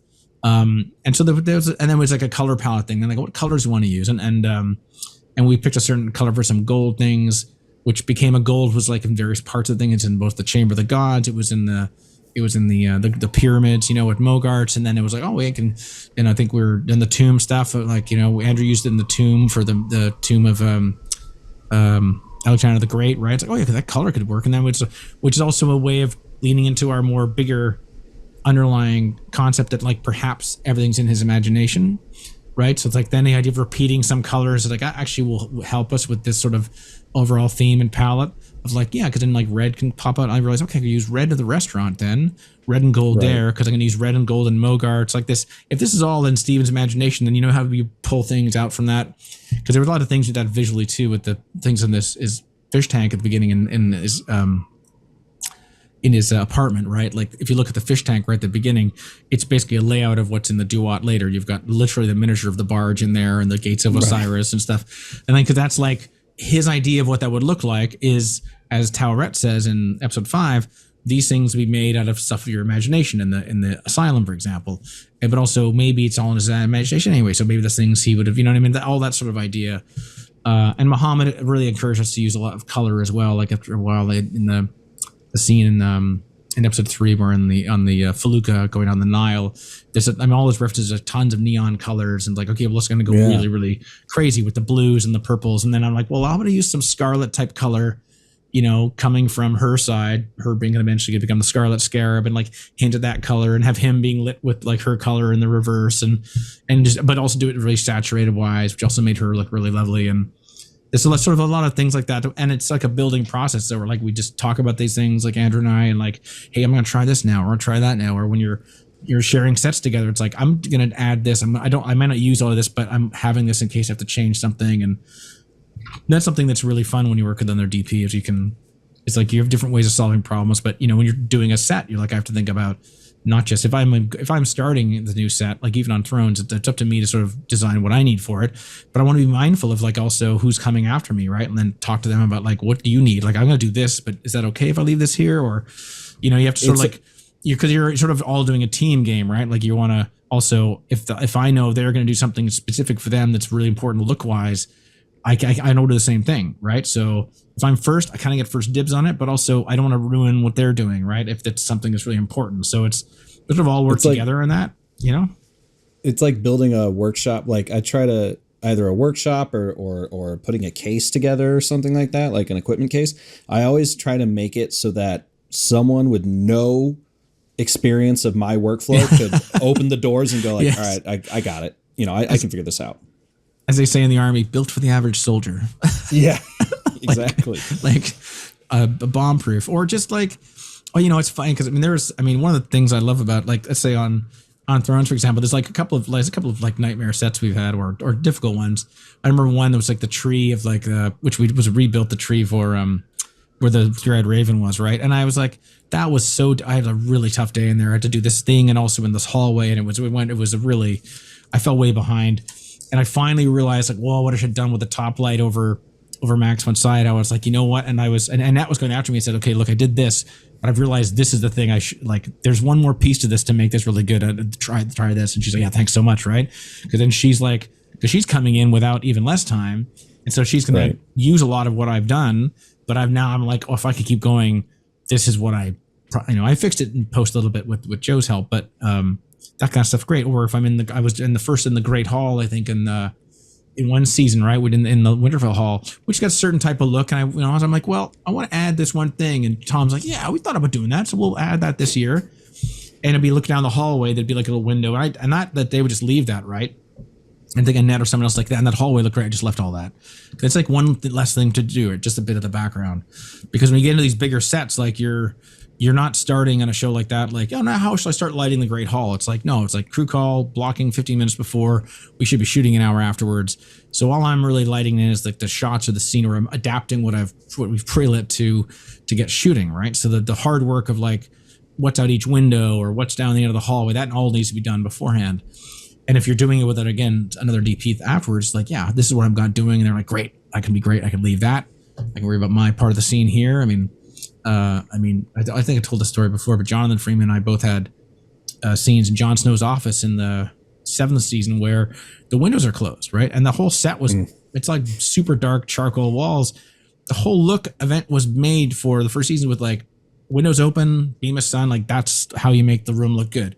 And it's like, well, happens to be reflecting off the desk, it creates some contrast, a key light, where the key can be, for the sort of simpler, side lighting that would happen with that kind of thing. And so it's like, what do you mean? Like all the windows are closed. And I'm like, oh Christ. And John was like, how the fuck are we going to do this? Like we both had a substantial page count scenes in there. And we didn't want to do it all firelight too. It felt wrong for it all to be like all firelight. Like how do you, and also it's a small room. It's like a fireplace you can hide. It's tricky it's not a big room. So I did some experiments with like widening the gap between the shutters, right? So if you looked at them from an angle, you could just see a little bit of hot like daylight, right? Or through the thing, even hot, snow light or whatever. And right. that provided like, if I have that in the shot, I can believably make some cooler light from that side, right? It looks like if you draw the sheets closed and you've got like a little, or the blinds closed, you get a little bit hot at the bottom, that sort of idea in a room with, let's say, blinds. And I realized, okay, maybe I could be doing. So I did some tests and stuff, and John's like, okay, good. That looks like it's like you proved it can work. Now it's like I got somewhere to start, right? Because for him, he also had a very big, complicated scene, and he managed to get his stuff staged by the window, which actually really helped. And his scene's really lovely. But it's like that with the two of us together, just like scratching our heads, like this is not something this set was ever supposed to be made for. But we have to come out, and then I realized, if I do these profiles now, I can make them really dark. Like I can make like just like this weird thing where it's just this beautiful silhouette of Sophie and the little finger, and I just make it like, which then it was like an interesting way to sort of like wonder what they're thinking, and using darkness as this sort of like, now it's like a compositional element because I'm literally just looking at a lined face and just like a bunch of like negative space. So all these ideas kind of came out of that idea anyway, and it was kind of originally would look like it's going to be a torturous nightmare. That was like, how can I make this thing not look terrible and not do that? It turned out to be kind of like it turned out. It's one of my favorite scenes I shot that year, and but it was great to do that with someone else together, right? Like it's not like I made it look all one way. We were both like, okay, what will work? Okay, this look will work if I can figure this out. It seemed appropriate for it fits into the world of the show, but it was a way to actually make the scene a bit kind of creepier and made Sophie feel more lonely in that scene, which is part of the game of like that scene is Littlefinger manipulating her or not, right? Is she? And it's like this whole idea of like convincing her that maybe Arya's going to turn on her or whatever, and the usual game of that. So it worked out well. Yeah, I'm going to add like a part B to the question because you mentioned the colorist a few times, and I over the pandemic I ended up, I wouldn't say becoming a colorist, but I've colored a handful of a few indie features and a documentary and stuff. What platform did you use? Resolve. Okay. And then I got because I write for Pro Video Coalition, I reached out to Blackmagic. I was like, hey, can I review one of those panels? And they're like, do you just want to take the two? So in my review, I used it to color two projects. Nice. And then I was like, I do need this. I will buy it. That's a great way to review it. It's a better way to actually have to use it on something. Yeah. Well, and also, as a DP, doing color work made my DP, in the same way that editing can make you a better DP or a director, coloring definitely was educational. And I'm trying to coax out of anyone I can, like, what is it that your colorists are doing in the grade that are really helping get that professional look? Because certainly you can do a lot of things in the grade, especially with how robust the negatives are, quote unquote negative. You're shooting ARRI RAW or whatever red code. You can push that image everywhere. Yeah. So what is it? It's easy to say we make it look filmic, but like, what are you kind of doing specifically in the grade that are making things look professional like that? So especially on something like Moon Knight or Watchmen too. Watchmen looks fantastic. Yeah, that was Todd Bachner that did Watchmen with me, and like I mean for me the colors is a big part of the finishing of the show. It's a bit for me. It's now they're a big part of the cinematography team, right? Because it's not something that I'm finishing the photography, but more importantly, with the way the flow is now, I need an on-set monitor that looks somewhere near what I want it to look like, because everyone's gonna be married to that. In the same way I want the dailies to be very close to what I would like the scene, at least at the time, to look like, because that's what everyone will be staring at in the edit room, and then they're going to show everybody else. And remember on the Watchmen pilot, for example, they shot the pilot, and then Andre was off doing something else, and they literally just told Todd, yeah, just put this thing on there and do it. And he is like, got no notes from anybody, and it was like all basically Rec 709. I'm like, this is just not what we want at all. And he's like, yeah, it was a disaster. Like, they didn't let me do anything, and also, and I said, that's what they showed HBO. It's like, that's like a travesty. He's like, yeah, I know. And he didn't have any support at the time to do it, because it was, that's just how the process was at the time. This is not what aired, obviously. This is just, before we started doing the series. So I was like, well, let's back up again. And I want to come up with a palette with, the production designer and work on something like that. So, because building a sort of viewing let's a very important step in that process. And as I said, I think before, like that was on Thrones, getting Joe to start getting me specifically some lets that were closer to kind of his, because he may also when for example, like on a series, even with Watchmen and everything else, it's not like a feature film. They don't have 3 weeks to do in 1 hour, right? Like they'll go in there. It's a very quick process. Like I only get 1 day in the suite with a colorist for any show. So at that point, they've done the bulk of the work based on my notes and what they want, what they think the show will look like, and I'm still helping polish or just making some corrections and making some overall things or some fixes I haven't they haven't noticed I want to do. So building a viewing let was very important, and that really helped on Thrones a huge amount, because like I say, because of certain specific things Joe was doing to sort of like the way the armor jumps out in Thrones, like you see like a lot like the sky and stuff like that. There's a lot of saturation in the show and a lot of contrast, but it doesn't look it never looks electronic, right? Like when you put that much saturation in, you do have to bend certain colors away from it that will get out of control sometimes, even with the Alexa, and pull brightness out. Yeah, like pull brightness out and pull so a lot of contrast, and so there was a certain amount of blue skew and green suppression he would do that was like, I can't specify the magic sauce because I couldn't describe it, and also It's also something he's very proud of his own. Like that's also part of the art he brought to us. Like I'm gonna figure out how to do something that's going to give a unique thing to this, and also provide me with a great start that I can know scene to scene in. So because when he's doing something, if it's exposed fairly well, I can start here, and then he's like 80% there, right? And like so that like he would build that. He had like maybe 2 or 3 versions of that or whatever, and that allows him to spend the time for the finesse. And he's not like starting from the log. Okay, he can't do that at every scene, right? When you're doing a show that quickly. So and that's a big thing about it. And so the idea of if I can get something like that he starts with as a viewing let-ish, in that case, then I want. In the case of Watchmen, I'm building something that I want in terms of a viewing let. Like I'm designing more from the ground up in terms of that, because it's not just something that exists so far. And that's the first step. And then I know that we'll get pretty close. And if I can make the dailies look pretty close to that, and then in this case, it's Travis that colored Moon Knight. Like we know he's pretty great, and he was very, very flattered with flattering for the photography that Andrew and I did, because for him it was like, wow, this stuff looks, it's like it's done. Like he's not having to go from ground up and go like turn day to night and like, because both him and I more of coming from a film like a more of a feature film style of like lighting wise. Like I want it all in the camera as much as possible, and I'll say the things I need to fix later, but. From Travis's standpoint, and he's been on a lot of shows where like they just don't have the time like that, and it's like you're starting from scratch, kind of like now I got to build more. Scenes are all over the place. You're just changing stuff between the scenes. Whereas Andrew and I were quite consistent with very similar tastes. Like anything, slightly different methods at times, but we we had an idea where we wanted to get to, and the daily stuff we're like, wow, now it's like a few things.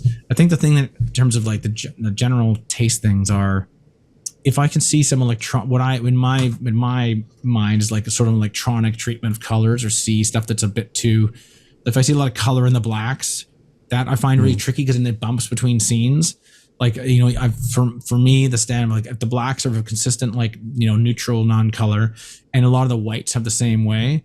If you contaminate those two things, I find it's very easy for it to feel like you're watching like Traffic or something, right? Where everything's like has a hint, like a hue on the whole thing. I find that if you have a hue and without a lot of color contrast, I find your brain tunes it out after a while.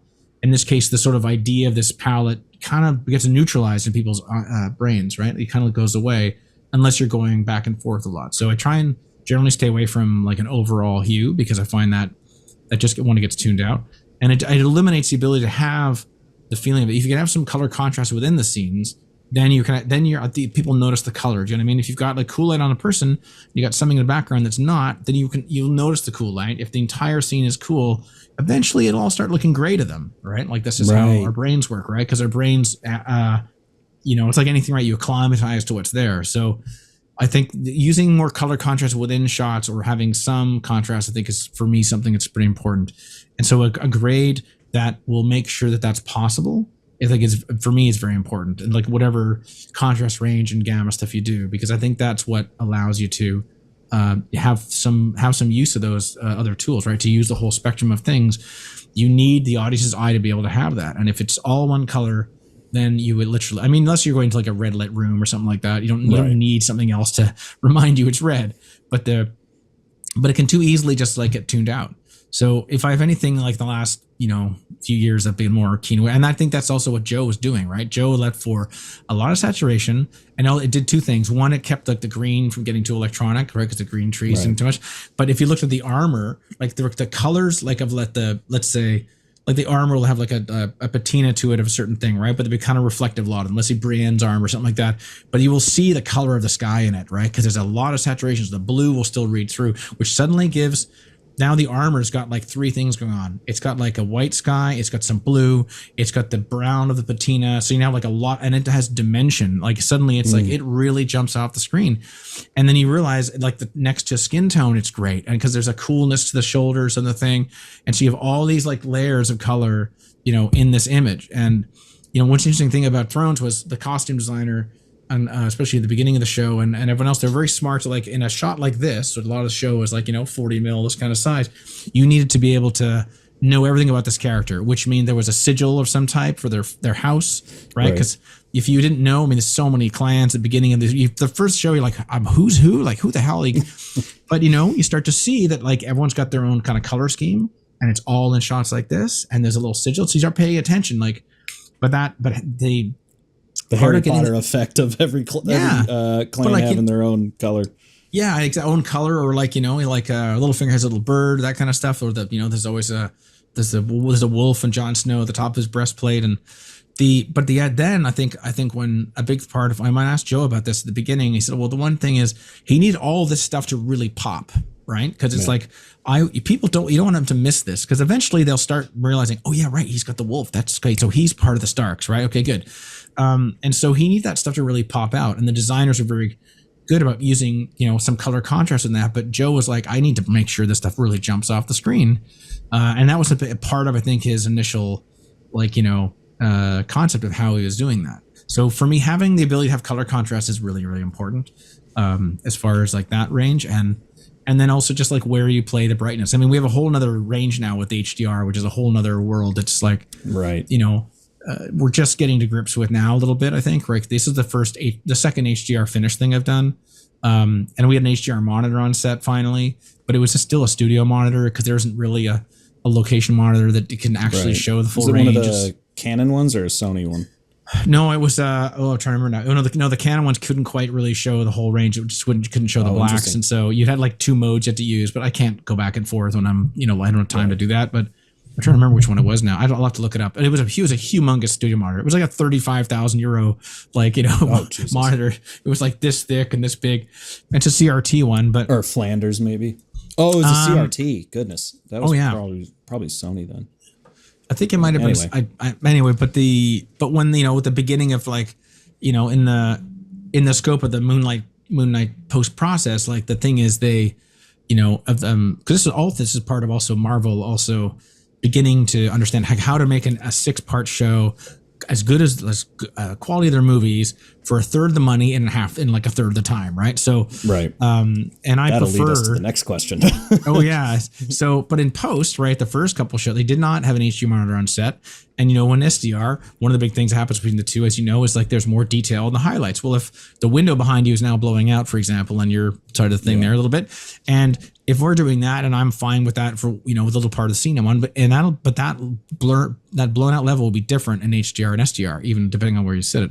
So if there's things out there which are gone in the SDR, they'll suddenly reappear in the HDR, and that became things in there. So they're the first show. I think they're like, okay, we have to not do this because now, when in the post pipeline, like the delivery, by the time they're noticing this, the effects are being put in. It's like right at the very end, and it's a huge nightmare to get to add suddenly more things to fix. So they're like, okay, well, how do we don't want to prevent this problem, so we need to have an HDR monitor on set. Well, then it's like, what can really do it? Only a studio monitor. I think the DIT on WandaVision, like he bought one, but it's super expensive, and they don't handle the heat, and we generally didn't take them out of the studio. Like they didn't go to Jordan. I didn't bring them to Jordan in the desert. Right. But that was a way for them to kind of like the beginning of their process of how do we cut down on this problem? We don't want to be surprised later.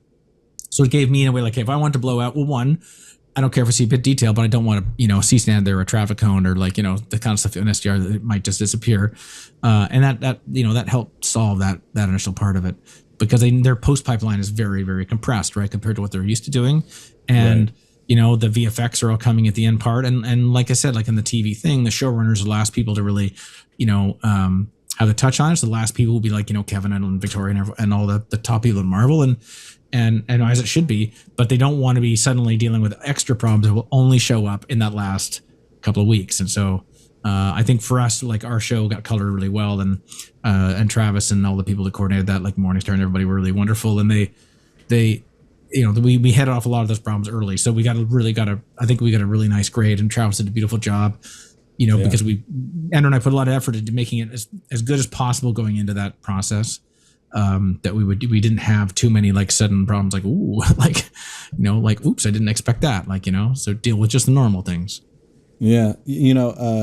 That was actually one thing that I was going to ask like right up front, but I'm glad we're getting to it now. Marvel has kept all of their films and shows remarkably consistent. Mm-hmm. Look-wise. You can kind of tell when it's a Marvel production.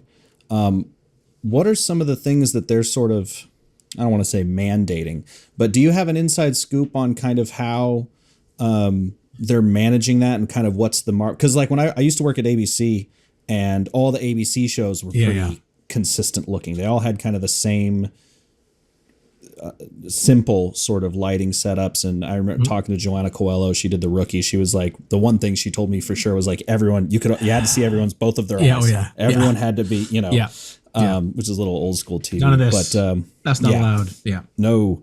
But yeah, so what is Marvel kind of handing down to you guys that's like keeping that consistency and keeping that professional, kind of look going, I think, and all that? Well, I guess one thing was when the beginning of the, like, okay, we're going to build a viewing let for the show. I'm like, that's what I wanted to do.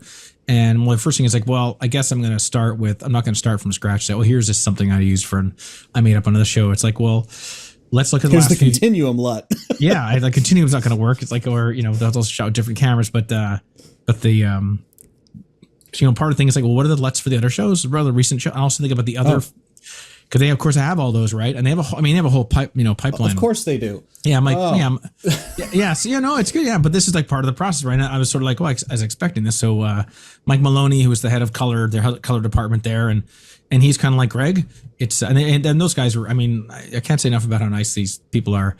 I said, Greg, by the way, the HDR thing is new to us, and we've had a few bumps. I just want to let you know that it's not perfect yet. And it's like he's trying to brace me for you may be very frustrated with how this is going to go initially, but we're working on it. We know. It's like, I know I'm going to tell you, like, so. Well, it's like what you said, we're going to do that. I don't know how yet. We'll figure it out. Yeah, he's like, we're just getting that. We're getting better at this now. We're on show 4 or whatever, show 5. I'm like, we're just getting there. I'm like, that's no problem, right? It's like, he was just more like, he's thinking like, oh, please don't be, so upset when I can't just tell you exactly how all this is going to be done and why I can't deliver to you on set exactly, right. That sort of thing. But but they were pretty far along as it turns out with trying to figure it out. So my first thing is like, well, let me look at some of the onset LUTs for a few of the shows that are similar in contrast to, I think, where I want to go or a bit. And then I could start working with those because they're like, we're not going to let you like come in and like, I'm not going to have a LUT that's going to have a lot of color in the blacks, a lot of, like, that's not going to happen. Like, that's not going to fit in their world. Like, we can look at that, but they will grade the show somewhere more in the space that they're at, which usually involves not a lot of color in the highlights or dark areas, which I was fine with. I was just wanting for more saturation and more contrast, right? I didn't really want to push that other thing. And so I looked at a bunch of their other LUTs, right? The last couple things, I can't remember which ones they were, like one of the Avengers movies, the Hawkeye LUT, which was a bit more, that's probably the most contrasty one they'd had at the time. And I was like, okay, good. And I want to look at more things. And they had, to one thing to evaluate all their things, they have their own test chart, like a Marvel test chart. I think, what do they call it? The Marvel Marcy, which is like basically a whole bunch of like stuff from the palettes of all their shows. It's like toys and poster stuff and, a lot of stuff that's really like, these are like, I mean, the thing about their brand, their show is like, I mean, Spider-Man's gonna look like Spider-Man.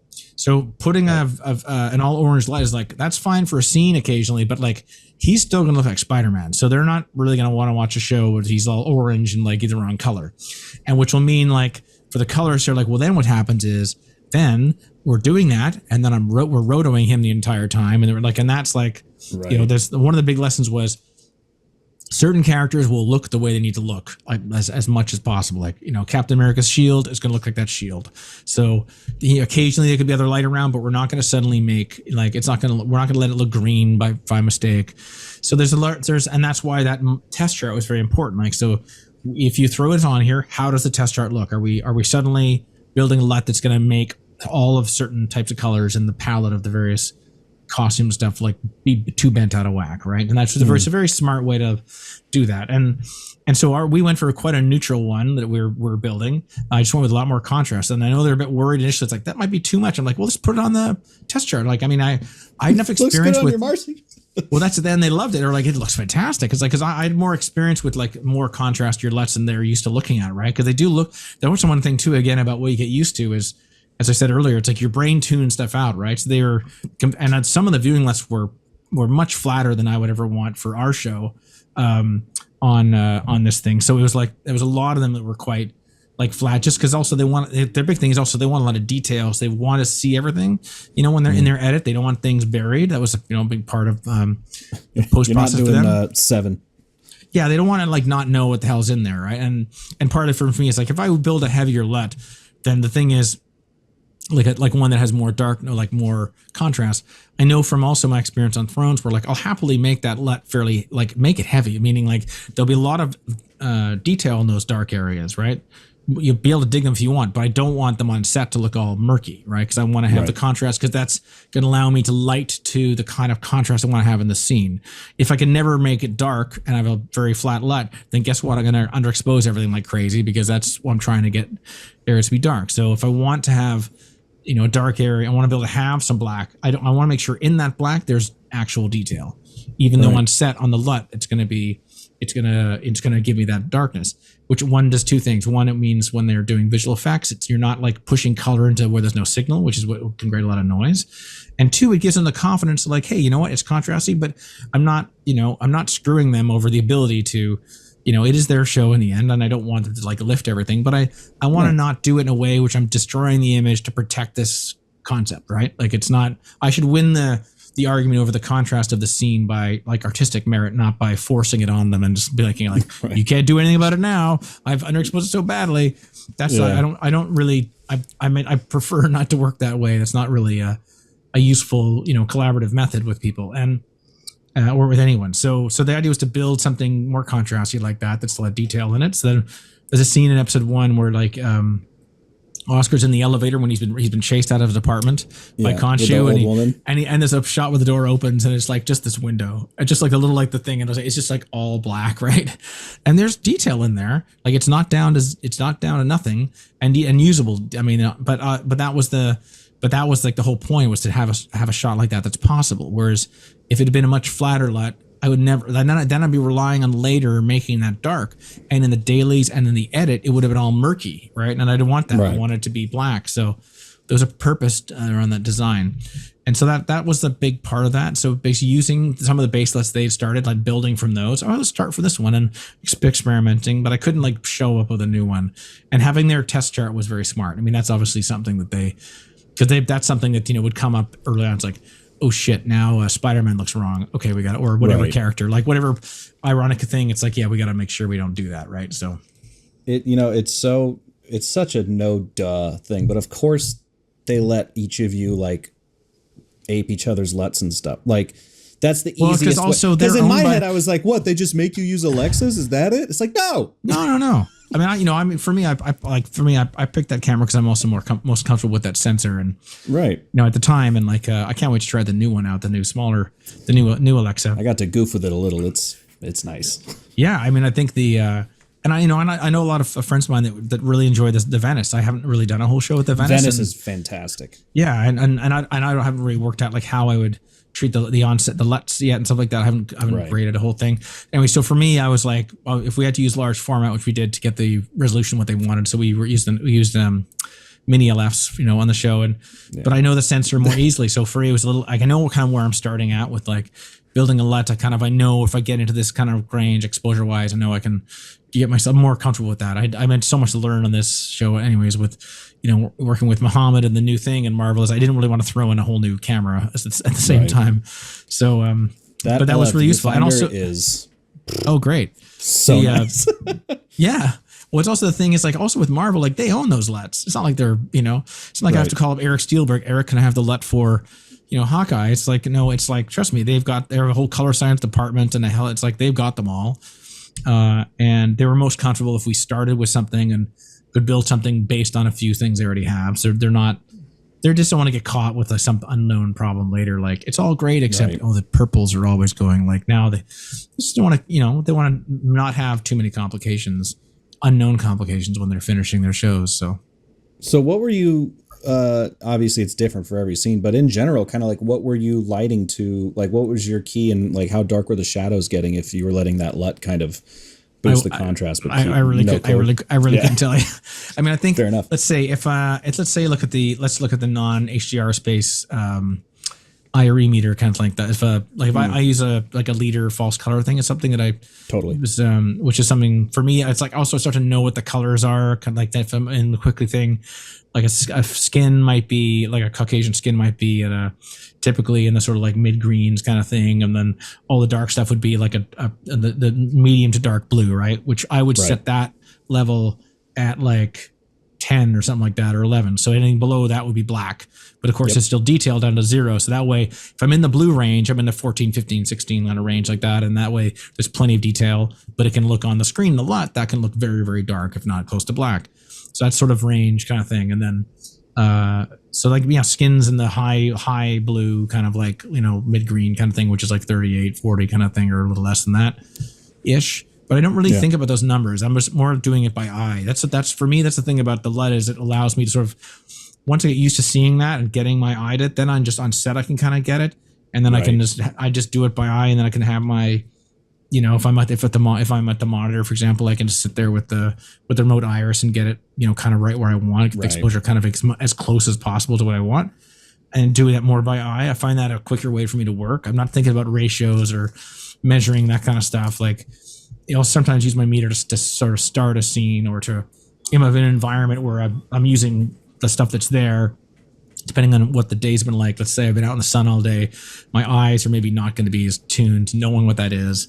So I'll use my meter to kind of get the framework that way.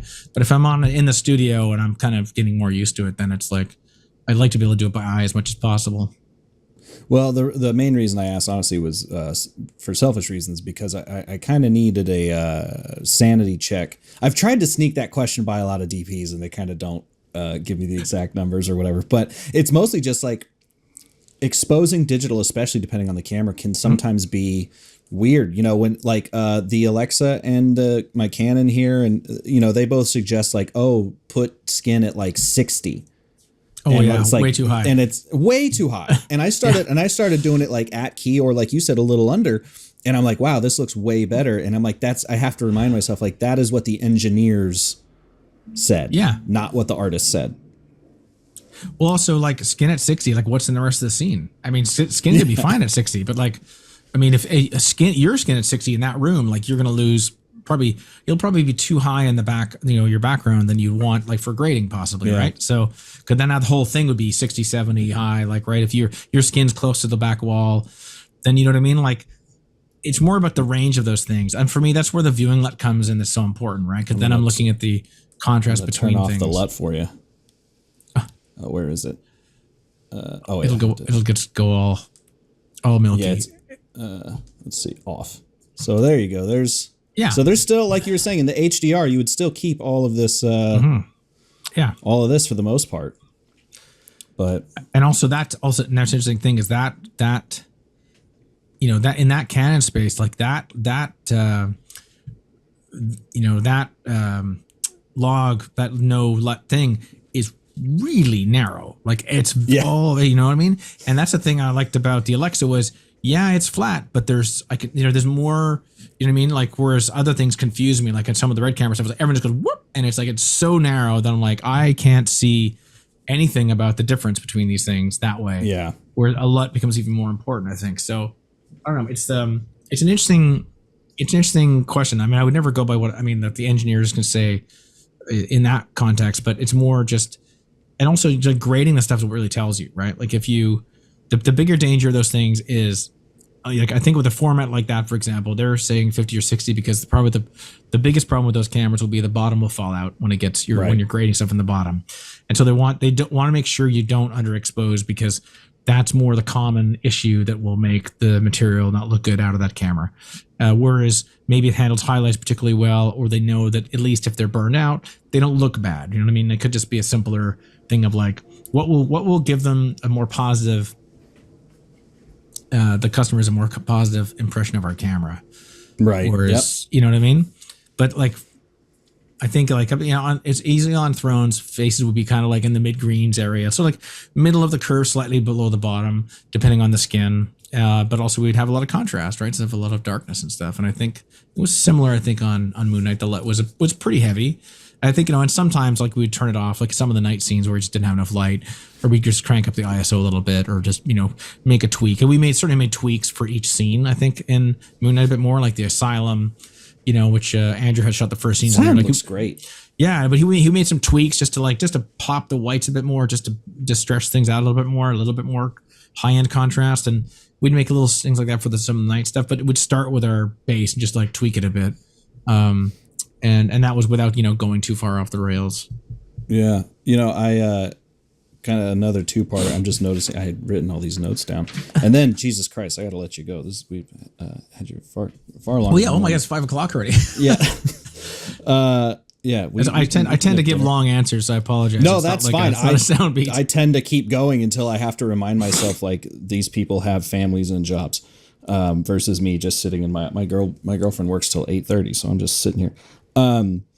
But you know, with sci-fi and fantasy films and stuff, it can feel like maybe they're harder to light or harder to shoot. Do you find that true? Or in what ways do they differ from a more, let's say, realistic genre? Well, I guess it depends. I mean, one, you get different sources. I mean, like Moon Knight, for example, we had a lot of stereotypes. Yeah, was the second part of the question. Oh yeah, stereotypes were like, that was the, if I had those on The Killing, oh my God. But we're using like Kinos a lot, and then you're like, on the old days we'd have like the Kino, and then we'd like, okay, to get because the Killing was kind of the opposite of Thrones. I was shooting very, very, very under. So the idea was to use, because the big danger or the big concern then was like the top end looking wrong to a film curve. So it was like, I just want to make sure that I want to save as much top end information as possible. So we're going kind of the opposite direction. I mean, there's some scenes in the killing, there's some stuff in some episodes of season 3. There's a scene I really love in what episode is it? It's the one where she's kidnapped in the car, directed by Lodge Kerrigan. I can't remember what episode it is. Like it's episode 8, I think. And there's a scene where they end up in a parking garage, right? And he drives her in there because he's kidnapped her. She's driving. He's got a gun to her, and he's in the back seat. And they go into this garage, and then they turn out the lights. And I'm like, okay, so now I got them sitting in the car by themselves, and I'm like, you know what? Now I'm getting better at this sort of idea of just putting a little hint of light on a concrete wall, but I've got them sitting in the car, and I've got them sort of edge lit by like this nothing light over there, and it's just black in the foreground, but I exposed it super low, so it was like, I mean, it was like if you hit the waveform, everything was like, everything was all like down here. It was like this little bump, like the top of my hand, right? This little tiny, and but it worked really great, and the grade we managed to clean it up, and I'm super proud of that scene. But back to do that kind of low level, it's like, well, how do you and this is like, we have no LED lights, there's no sky panels, we're not dialing things down like percentage by percentage. You're like, put in a double. Oh, that's too much, right? Back the light up, add more diffusion. So you have all these tricks to do that. And one thing we do with the Kinos, which we did with Owen Taylor, our amazing gaffer, was like, well, we just put, when the 4 things, we put like one tube with because they have high and low, right, on those right. Ballasts, or if you're lucky to get those ballasts, and then then we put like one tube with like N6 on it, one tube with N3 on it, and the tube without, right? So with that step, you could go like, okay, half power on the 3, and then full power on this. Like you could create 5 or 6 little brightness steps instead of dimming them. Yeah, because the dim would fuck the color up, right? Oh, completely. Yeah, we couldn't. I mean, the Kinos wouldn't dim. It's just like you had on, off, or like whatever, half power, full power. Mine would go so pink. I just traded them in for the LED panels. And for anyone listening, the Kino LED panels, I have a color meter, one of the Seaconic, the new ones. Oh yeah. I have gotten 100 TLCI out of the Kino LED panels. They are shockingly accurate. That's a bit better than the Celeb way back then. So yeah, a little bit. It was like, we have all these tricks to do that, right? To like try and create the brightness that we want. Because I mean, at one point, like, we're doing such little stuff, like I'm taking a tube with like, snow blanket stuff on, like that white insulation thing, and we're bouncing it into a car. You put around like Christmas trees.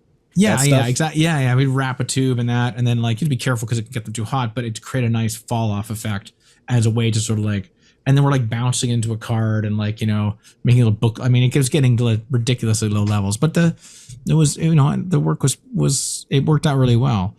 But I'm sorry, what was the question about the first part? It was the difference between lighting. Actually, this is kind of more where I wanted the conversation to go anyway, which was just the talking about different sources and stuff. Yeah, sci-fi science versus fiction. regular, but even talking about sources in general is like interesting.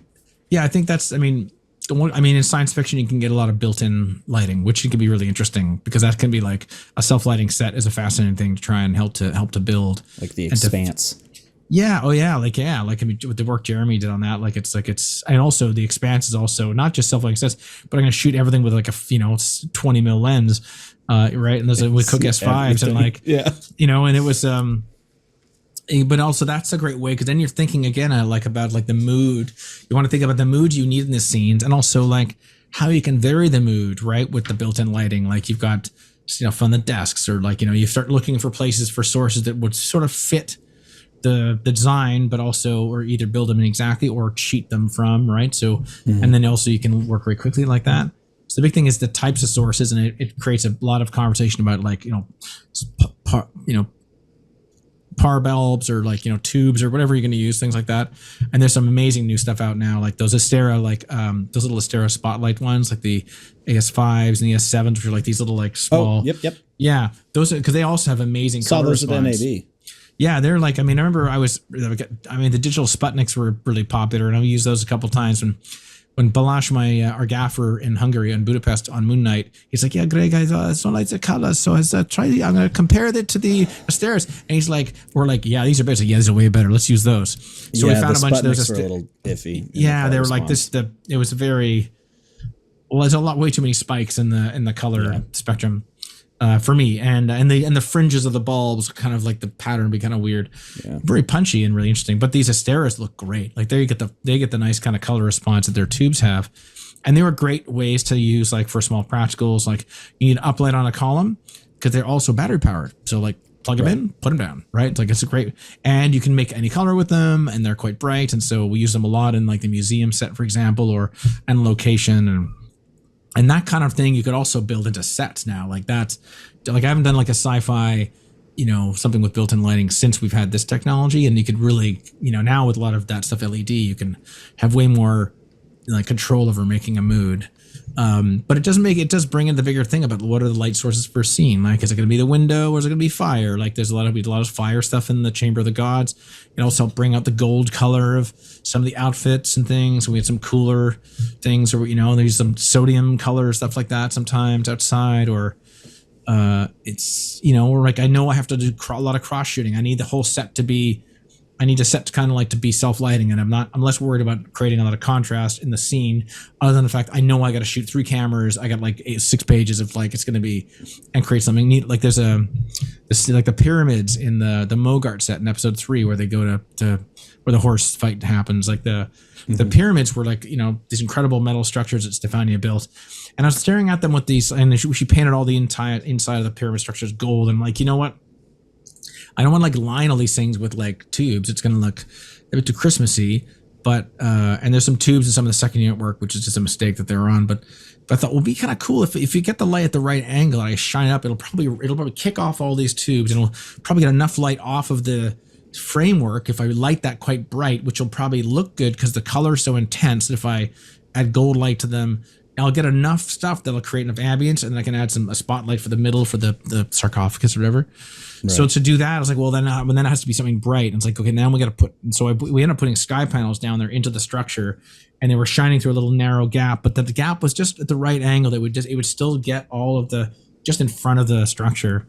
So that became, I could blast that really strong, and then the whole place lit up, and it just looked great in all the wide shots, and created enough stuff that it gave a nice hot background, a nice hot bit of gold behind and all the coverage, and created enough ambience as well. So it was like you could have basically, if I looked at me, you'd have a bright thing behind me, which could be nice little reflections off faces, but also it would create enough kind of ambience to the front that you could almost see, me. So it was actually it served 2 purposes, but there literally was like, light, ripping up, bouncing off all the gold structure, right?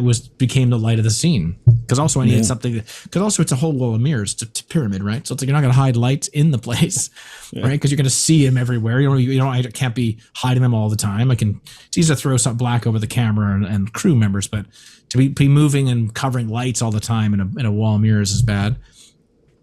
So that was a good way to like build a light in for that scene, and that happens way more in those environments, I find, which is like what's kind of cool about it. What's the fun change of it, instead of just imitating daylight, which is something which also could be really great, then it's staging where your scene is, like is there a window or things like that.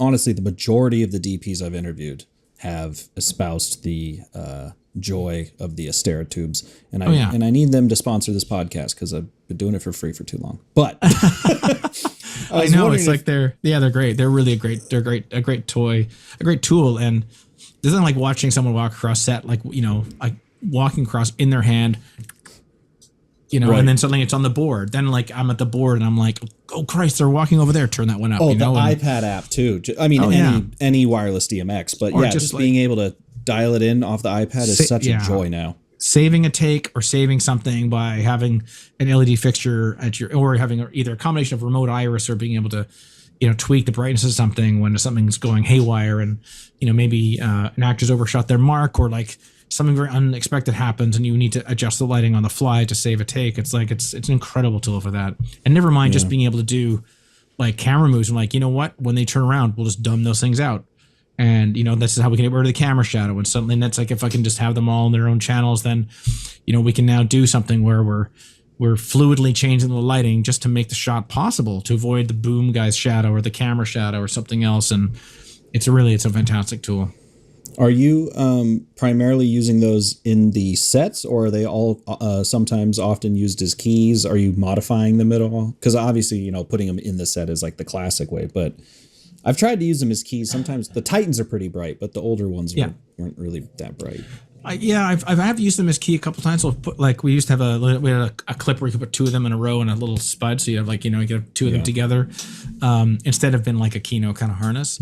I've used them. We use them for firelight quite a lot, which is because there's a couple good fire cues you can use them on. And so if I have real fire in the scene, I need to add a little more. I'll put it on the ground next to the fire, or if I want to wrap it around more, where I've got the real fire there, and put some snow blanket on it. That's a great. We use that a lot actually in the Chamber of the Gods, for example, just to add more firelight.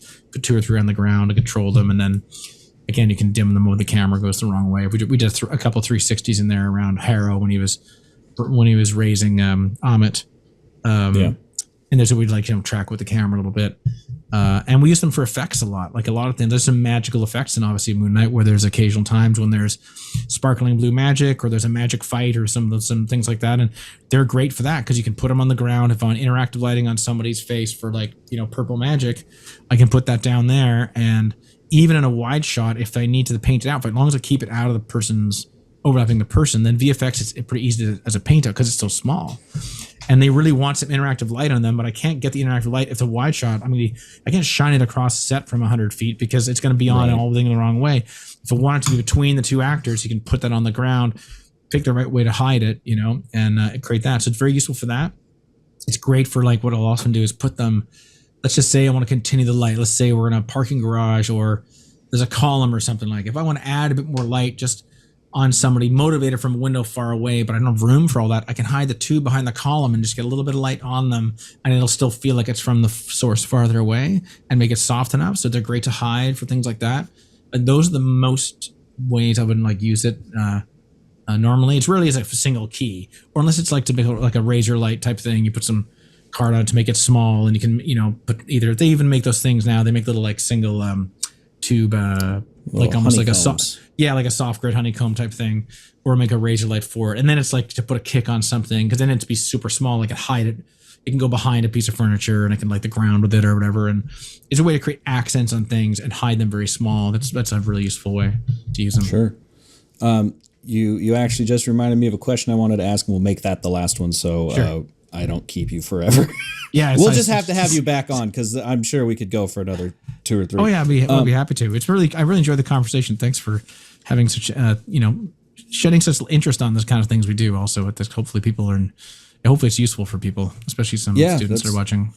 Here's the thing, man. It's fucking useful for me. So worst case scenario, that's the thing is I've been doing these and I made the joke about not having sponsors or anything, but I've learned more in the past 2 years than I ever did at film school. Yeah.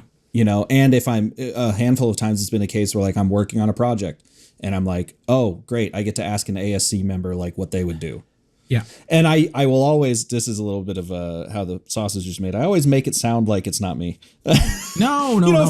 For people who might be working on, I don't know, some really specific project. Yeah. I've heard once this one problem that came up. No, but I think that's a great way to motivate it. Why? Because I've moderated, conversations myself for other things. And, I'm always there's questions I want to ask. There's, and there's then sometimes the most interesting because they're coming from a genuine, place of curiosity. Right. So, yeah. Well, and my thought is always if I need to know this, someone else will need to know this. I have a note here that says all of my revelations, someone is known for far longer than me, so don't sound stupid. That's just a note that I have next to the camera. But it's also at a certain point, someone's got to know it. Anyway, the question I wanted to ask was, what are some things working on these VFX heavy shows like Moon Knight or Game of Thrones or whatever that, or even Watchmen to that degree, that maybe sort of everyone can use? The classic one that I say is split comps.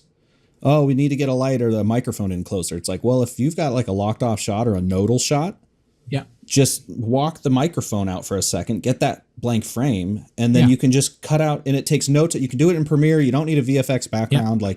What are some things maybe that you've learned on those shows that kind of maybe everyone can use with a little bit of post know-how? Well, that's one.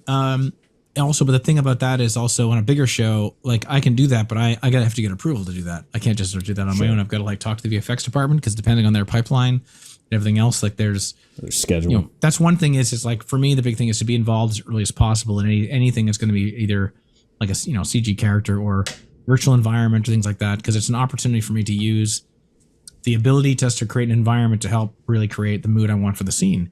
If I know we're going to be up against a fake sky or something like that, then I want to control what that sky is. I want to be able to have an influence over what we do with the clouds and like what the look and feel of it is, because that's a big part of the look of the scene. And that allows me to, and the biggest thing is to appreciate one, talk to them as early as possible conceptually about any of those things, and then realize like how you like the foreground affects the background, right? Like it affects both things. If I'm doing a virtual environment, then they will roll over the lighting I have on the person into the background, right? So it's not, I know it sounds simple, but it's a team sport as far as building that look and making the VFX stuff seamless, right? And I think that's the biggest part of it. It's also going to be an incredible tool because it's like there's a great way, and it's like I say, you can really do something more extreme. It's like, hey, you know what if we did this? Like there's a way to me to change the mood of the scene by like, can you just, what if you erase all this? Or like, you know what I mean? There's ways that you can change the look of a location, right? Or things like that could be part of it. And you just don't want to have the whole VFX section being kind of separate from you. It should be all part of the same, conversation. I think it's really important. Yeah. So for your shows, is VFX mostly like erasing equipment and set extensions? Are those kind of the two most common, or are there like other little kind of hidden things that are popping up?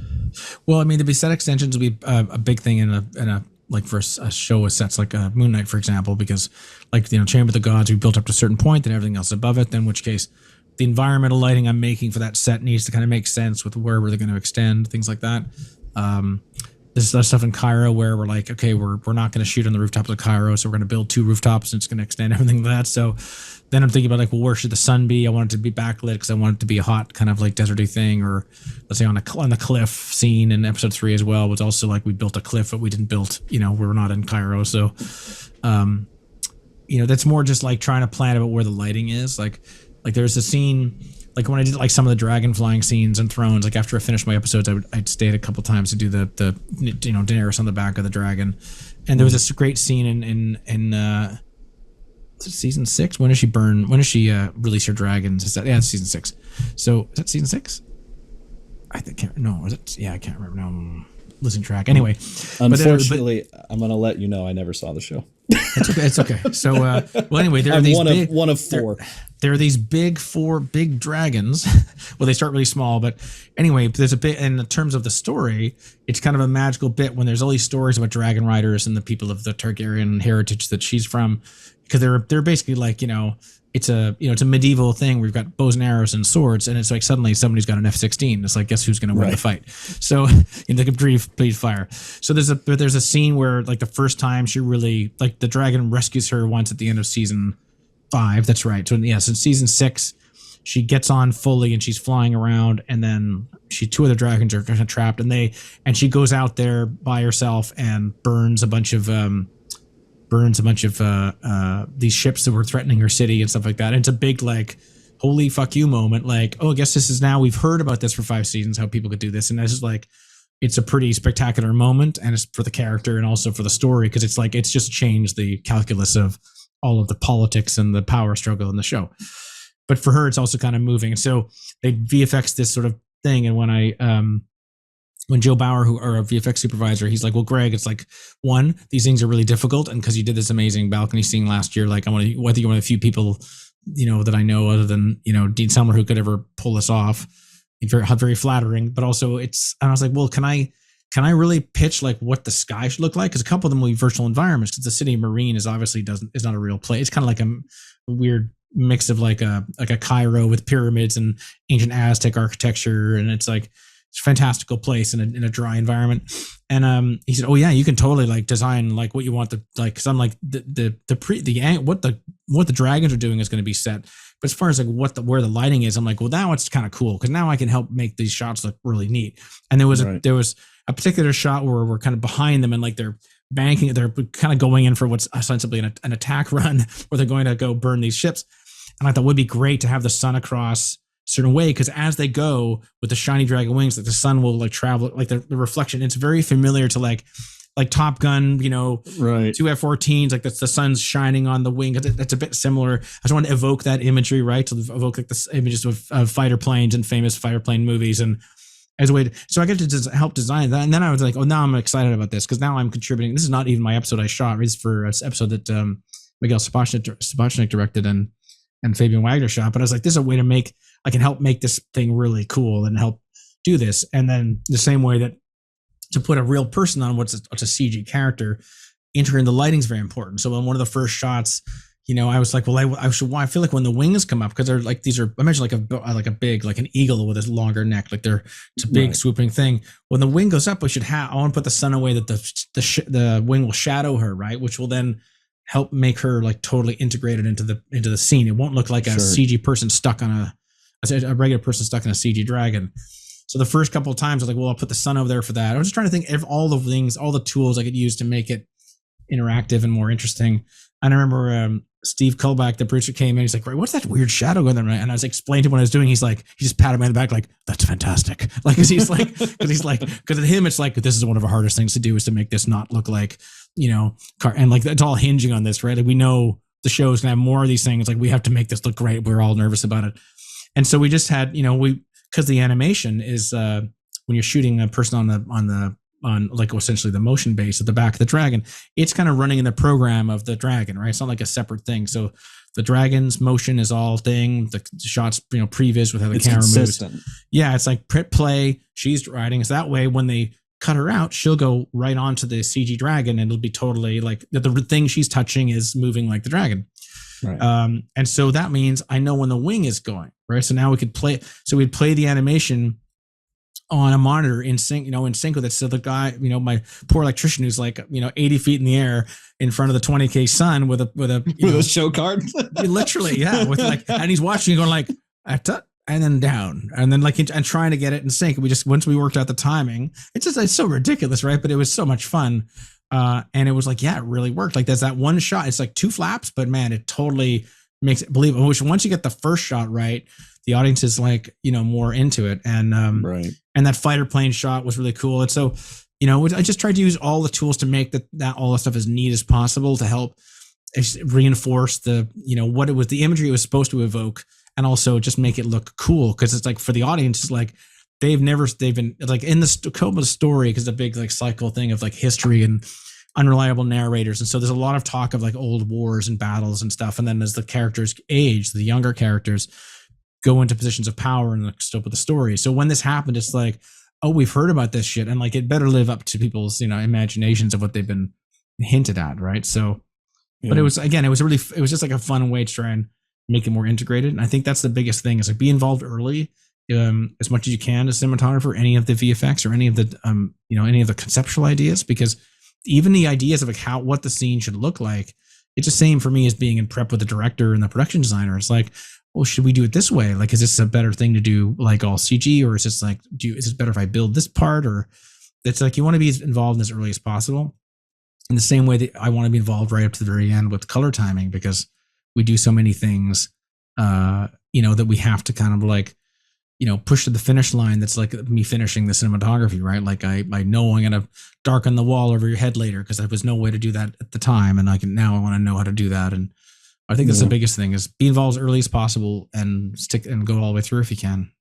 Well, and to your credit about, the wing thing, I've been watching a lot more, or I have all these Cinefex manuals and been really interested in visual effects recently. And, the earlier VFX guys were always talking about like exactly like you're saying, like integrate. How do we make it look realistic, and finding like one or two things, like even on Terminator 2 or whatever, they're inventing the technology, and there's like one or two things that sell it.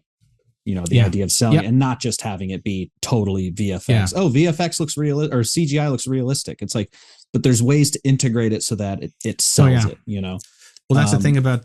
I was going to say the one thing about that on Moon Knight, for example, is we have a lot of like characters that are going to be put in later, right? Like Tauret, Khonshu. And the big thing about those things is, we'll have a maquette as a reference, like a big Khonshu head or a big Tauret head. And that's a reference for many things, but also I will light the scene for that character. So I'm virtually lighting the thing that's not there, which sounds crazy, but because all that lighting affects, like if the Oscar walks through the same place, if I don't do that and they start doing the lighting, then they start doing lighting which doesn't affect him, which means suddenly it breaks the illusion that it's not a part. It's really important to light the thing that's not there. And it sounds completely crazy. Like I'm lighting the dragon that's not there and I'm lighting Khonshu that's not there, but it makes a huge difference to the ability of those things to really fit in. And also it makes me think about the lighting of the scene, right? Like Khonshu's got a big gray head. There's stuff in the chamber of the gods, like, oh yeah, I'm gonna put the fire over here because I know he's gonna look cool with the fire under his beak, and you're trying to and it makes a big difference because when they put that in there with the reference they have with the gray and silver ball and HDR and everything else, they're a lot of it's like, wow, we're already 90% there, right? Like it's like I want to do the work for the CG character because also then I'm having control over the look and feel of the character in the scene, right? Which is part of the job of cinematographer. I just don't want to leave that up to other people that may not even be thinking what I'm thinking about that. It's part of the job. Yeah. I mean, I had to read the quote, but you had said somewhere that like you should find out the first time that something was used. Like I think the example you gave was a moving camera, and then study why. And that's something that I've been trying to articulate for a long time. And you nailed it in one sentence. Cause I'm like, that's how you learn. You don't learn from reading the newest thing. Yeah. You figure out the first time they had to invent it, which is what I was getting at with the Cinefex and stuff. Figure out why they did that, because they're usually trying to figure out how to solve a problem that was earlier, and everything informs each other. Cinefex, great publication. Great publication. When they went out of business, I emailed them. I was like, "How many can you sell me?" I actually got a handful that they said they didn't have, but I bought so many that they were like, "We have some of these like we have Star a few Wars we can give you, whatever." Yeah. It's funny. There's a great, like I stumbled across a YouTube channel. There's a documentary about model makers called Sense of Scale. If you go into YouTube and search for that, I think the company's Pierce Film Productions, but he's been basically releasing lots of the little short interviews from the stuff that didn't make the cut of the film. And it's all model makers from like the golden age of like, pre CGI stuff. And it's fascinating because you'll hear like the idea of like, well, I had to do this. And so I hadn't figured out like, it's really a whole bunch of people describing the art of model making and that they had to make or how they solve problems in certain films. And I think that's the thing. It's like the film. Like I was discussing with somebody else. Like the film. For example, I didn't figure out like when was the first match cut done in a swish pan. I don't know when that was, but like when like to bury a cut in a pan that you go quick enough that you can bury it in the motion. I don't know where that was, but I was like, oh, I know this technique. But I guess what I was talking about is there was just like remember that there's a purpose to those things, right? Like it's not because like when you're trying to come up with an idea, it's like, well, what's the goal? What am I trying to accomplish? Right? Like what is, and then that should lead you to like what the technique is that, you can sort of fit into it. Like we used every twinning technique we could on Moon Knight for sometimes for expedience, sometimes like I had to fit in, like, how do I need to do 3 cameras at once. 2 of them will be nodal pans. One's, on a techno dolly or whatever. But you're trying to do what the technique will give us the material that we need for the day. I just think it's interesting to find out that remember, like there's things we take for granted you forget are actually a tool. Like a close-up is a tool. Like it's a filmmaking tool, right? Like they're not going for the close-up. It's like, no, a close-up is actually has a purpose, right? In a filmmaking context, it's like it's a very different perspective to see someone's face really close. We see way more performance, everything else. And so like in the first beginning of the film, like it was like, oh, it's a tool. It's like I've shot of only one person. Like, what does that mean? Or like, I don't know what I'm seeing it. It's like, how the edit, like how you use a camera is like a tool, right? Like, handheld. They're all like, it's a specific tool which has an effect. And I think that's what I was trying to get at in that quote was like, remember that like these things have an effect and they have a reason to exist, right? It's like, what is it? What is that reason? It's a good, it's a refreshing thing to remember that there's a purpose to this and not just get lost and like, remember, it's another close up. It's like, no, should this be a close up, right? Like, remember it's a tool, that sort of thing. I find I can easily get in this, and especially in the heat of, like, shooting on a busy day, it's a bit, it's for me, the big battle is just not to get stuck in just like, pedaling the bike and forgetting where you're going. Right. It's Yeah. like it's a lot of like moving quickly, but like, oh, wait a second, am I doing the right thing? And the people I really admire, like the cinematographers that I've known, is like the ones that I've witnessed working, and the ones I try to emulate, but I often fail in that way, is they are really thoughtful. Like it's a thoughtful process first, instead of just, pedal to the metal and like just don't stop looking, right? It's like it's almost like, just to bring it back, which just earlier, when you don't have a lot of time for a scene, you're behind. It's like the important thing is, first thing is, don't rush, and don't rush the decision for how you want to approach something. Because sometimes, just think about it for a second, like, well, do I need coverage in this? Like, no, maybe I don't. Like, well, what if they're, and like, everyone have an idea, but it's to be thoughtful, instead of like, hurry up, get the first shot going, right? Or the first AD is screaming at you, like, wait, I got the first shot going. And I'm like, well, let's just think about what shot we're going to do. Yeah. Maybe we'll only do one shot. Maybe it's like one in a pickup, or, it's like, not to rush those decisions. Cause that's the thing that when I was younger, I would struggle with the most, is like to just like, the anxiety of like having a little time might get the better of me. And then I might be trying to rush too much to like force the decision, when now I'm much better at like, what, hold on a second. Let's just take a breath and like not panic, and then try and make a more thoughtful choice. Cause the more thoughtful choice will most often be the more memorable or better for the scene than what you just like speed ahead and just do exactly what we just did on the last scene. Even if you can do it quickly, it's like still like, now it just isn't the right thing for the scene, right? Or it's like trying to be thoughtful. I mean, the sort of like to keep myself on track with that when I was younger, the idea would be like, if I'm doing a scene, if like I need to think about it at least as long as it's on screen. So if like, sure. So you know what I mean? It's like, sometimes you're over so quickly. It's like, if this is like two people talking for 8 minutes, better really think carefully about this, and also spend the time lighting this, because people are going to be staring at this for 8 minutes. Yeah. So if I make a quick decision, or we don't block it nicely, or get things in the right place to express what we want, I'm doing a terrible disservice, because this is 8 minutes they're staring at it, right? Sometimes it's like, what, they're putting a phone down. That's like, I can make it look pretty good, the right thing. That's something you burn through. You just get the take right, but it's not like you want to balance the focus you have and the consideration you have on how important it is to the story. Like, it doesn't have to be about the length of time it's on screen. Sometimes it's more the importance of the image. Maybe this image is used twice. Maybe it's the first and last shot of your film or something, but you want to balance the amount of consideration you take to it, and the design work, and also the execution accordingly, right? Like, you have to pick your battles, and I try and like remember, like, how important is this? And not to like burn through it. Because if you do that well, and you apply that, I find if I do have to, again, then I'm at some point where we're talking before, then suddenly I'm rushing for something, I know I do this quickly, but I'm still going to apply this idea of like, it's important. Let me just think about it a minute before I just rush into it. I'll still get to something I do very quickly, but I want the thinking to be like, hold on, what's going to be the right thing. And then often the thing you can do really quickly, it can be as thoughtful and as good looking as, everything else, hopefully. Yeah. Well, and to the point of, thinking about the first time it was made, another thing that I suggest for people, as from a studying thing, is look at the films that came right before a new technology hit. Because one thing that's fascinating is like silent films right up until sound came out were pretty mobile. The camera was getting moved all over the place. The second they had to put that fucking 2-story blimp on it, everything was locked off. It was basically in a phone booth the first couple. It was actually like a structured, like open the door, go in, and it was a miniature house. So like if you want to study interesting early camera movement, look at right before audio came out, or like the 90s, right before like CGI was really available. A lot of those films are interesting to study now that they're vintage.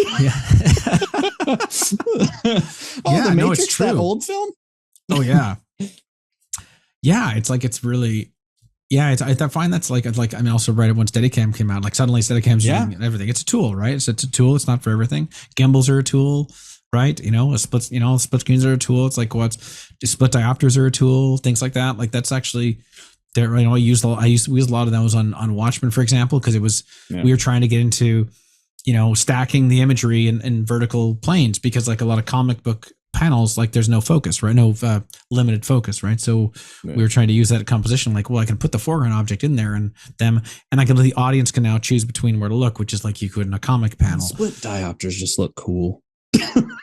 Right. Or like we used to like the swing and tilt lenses for things like that too. But they're all tools. They just need to kind of be applied correctly, in the same way that, how you move a camera is a different character to it, right? Like handheld is different, like a handheld's different than Steadicam, right? Steadicam's different than, on a crane. And like, there's a lot of like how the camera feels in a scene, matters to me, in terms of how we decide to do that. And you want to have like come up with a strategy that's really consistent and will help, the audience will kind of they'll feel like they're in secure hands with the storytelling, right? Like you are.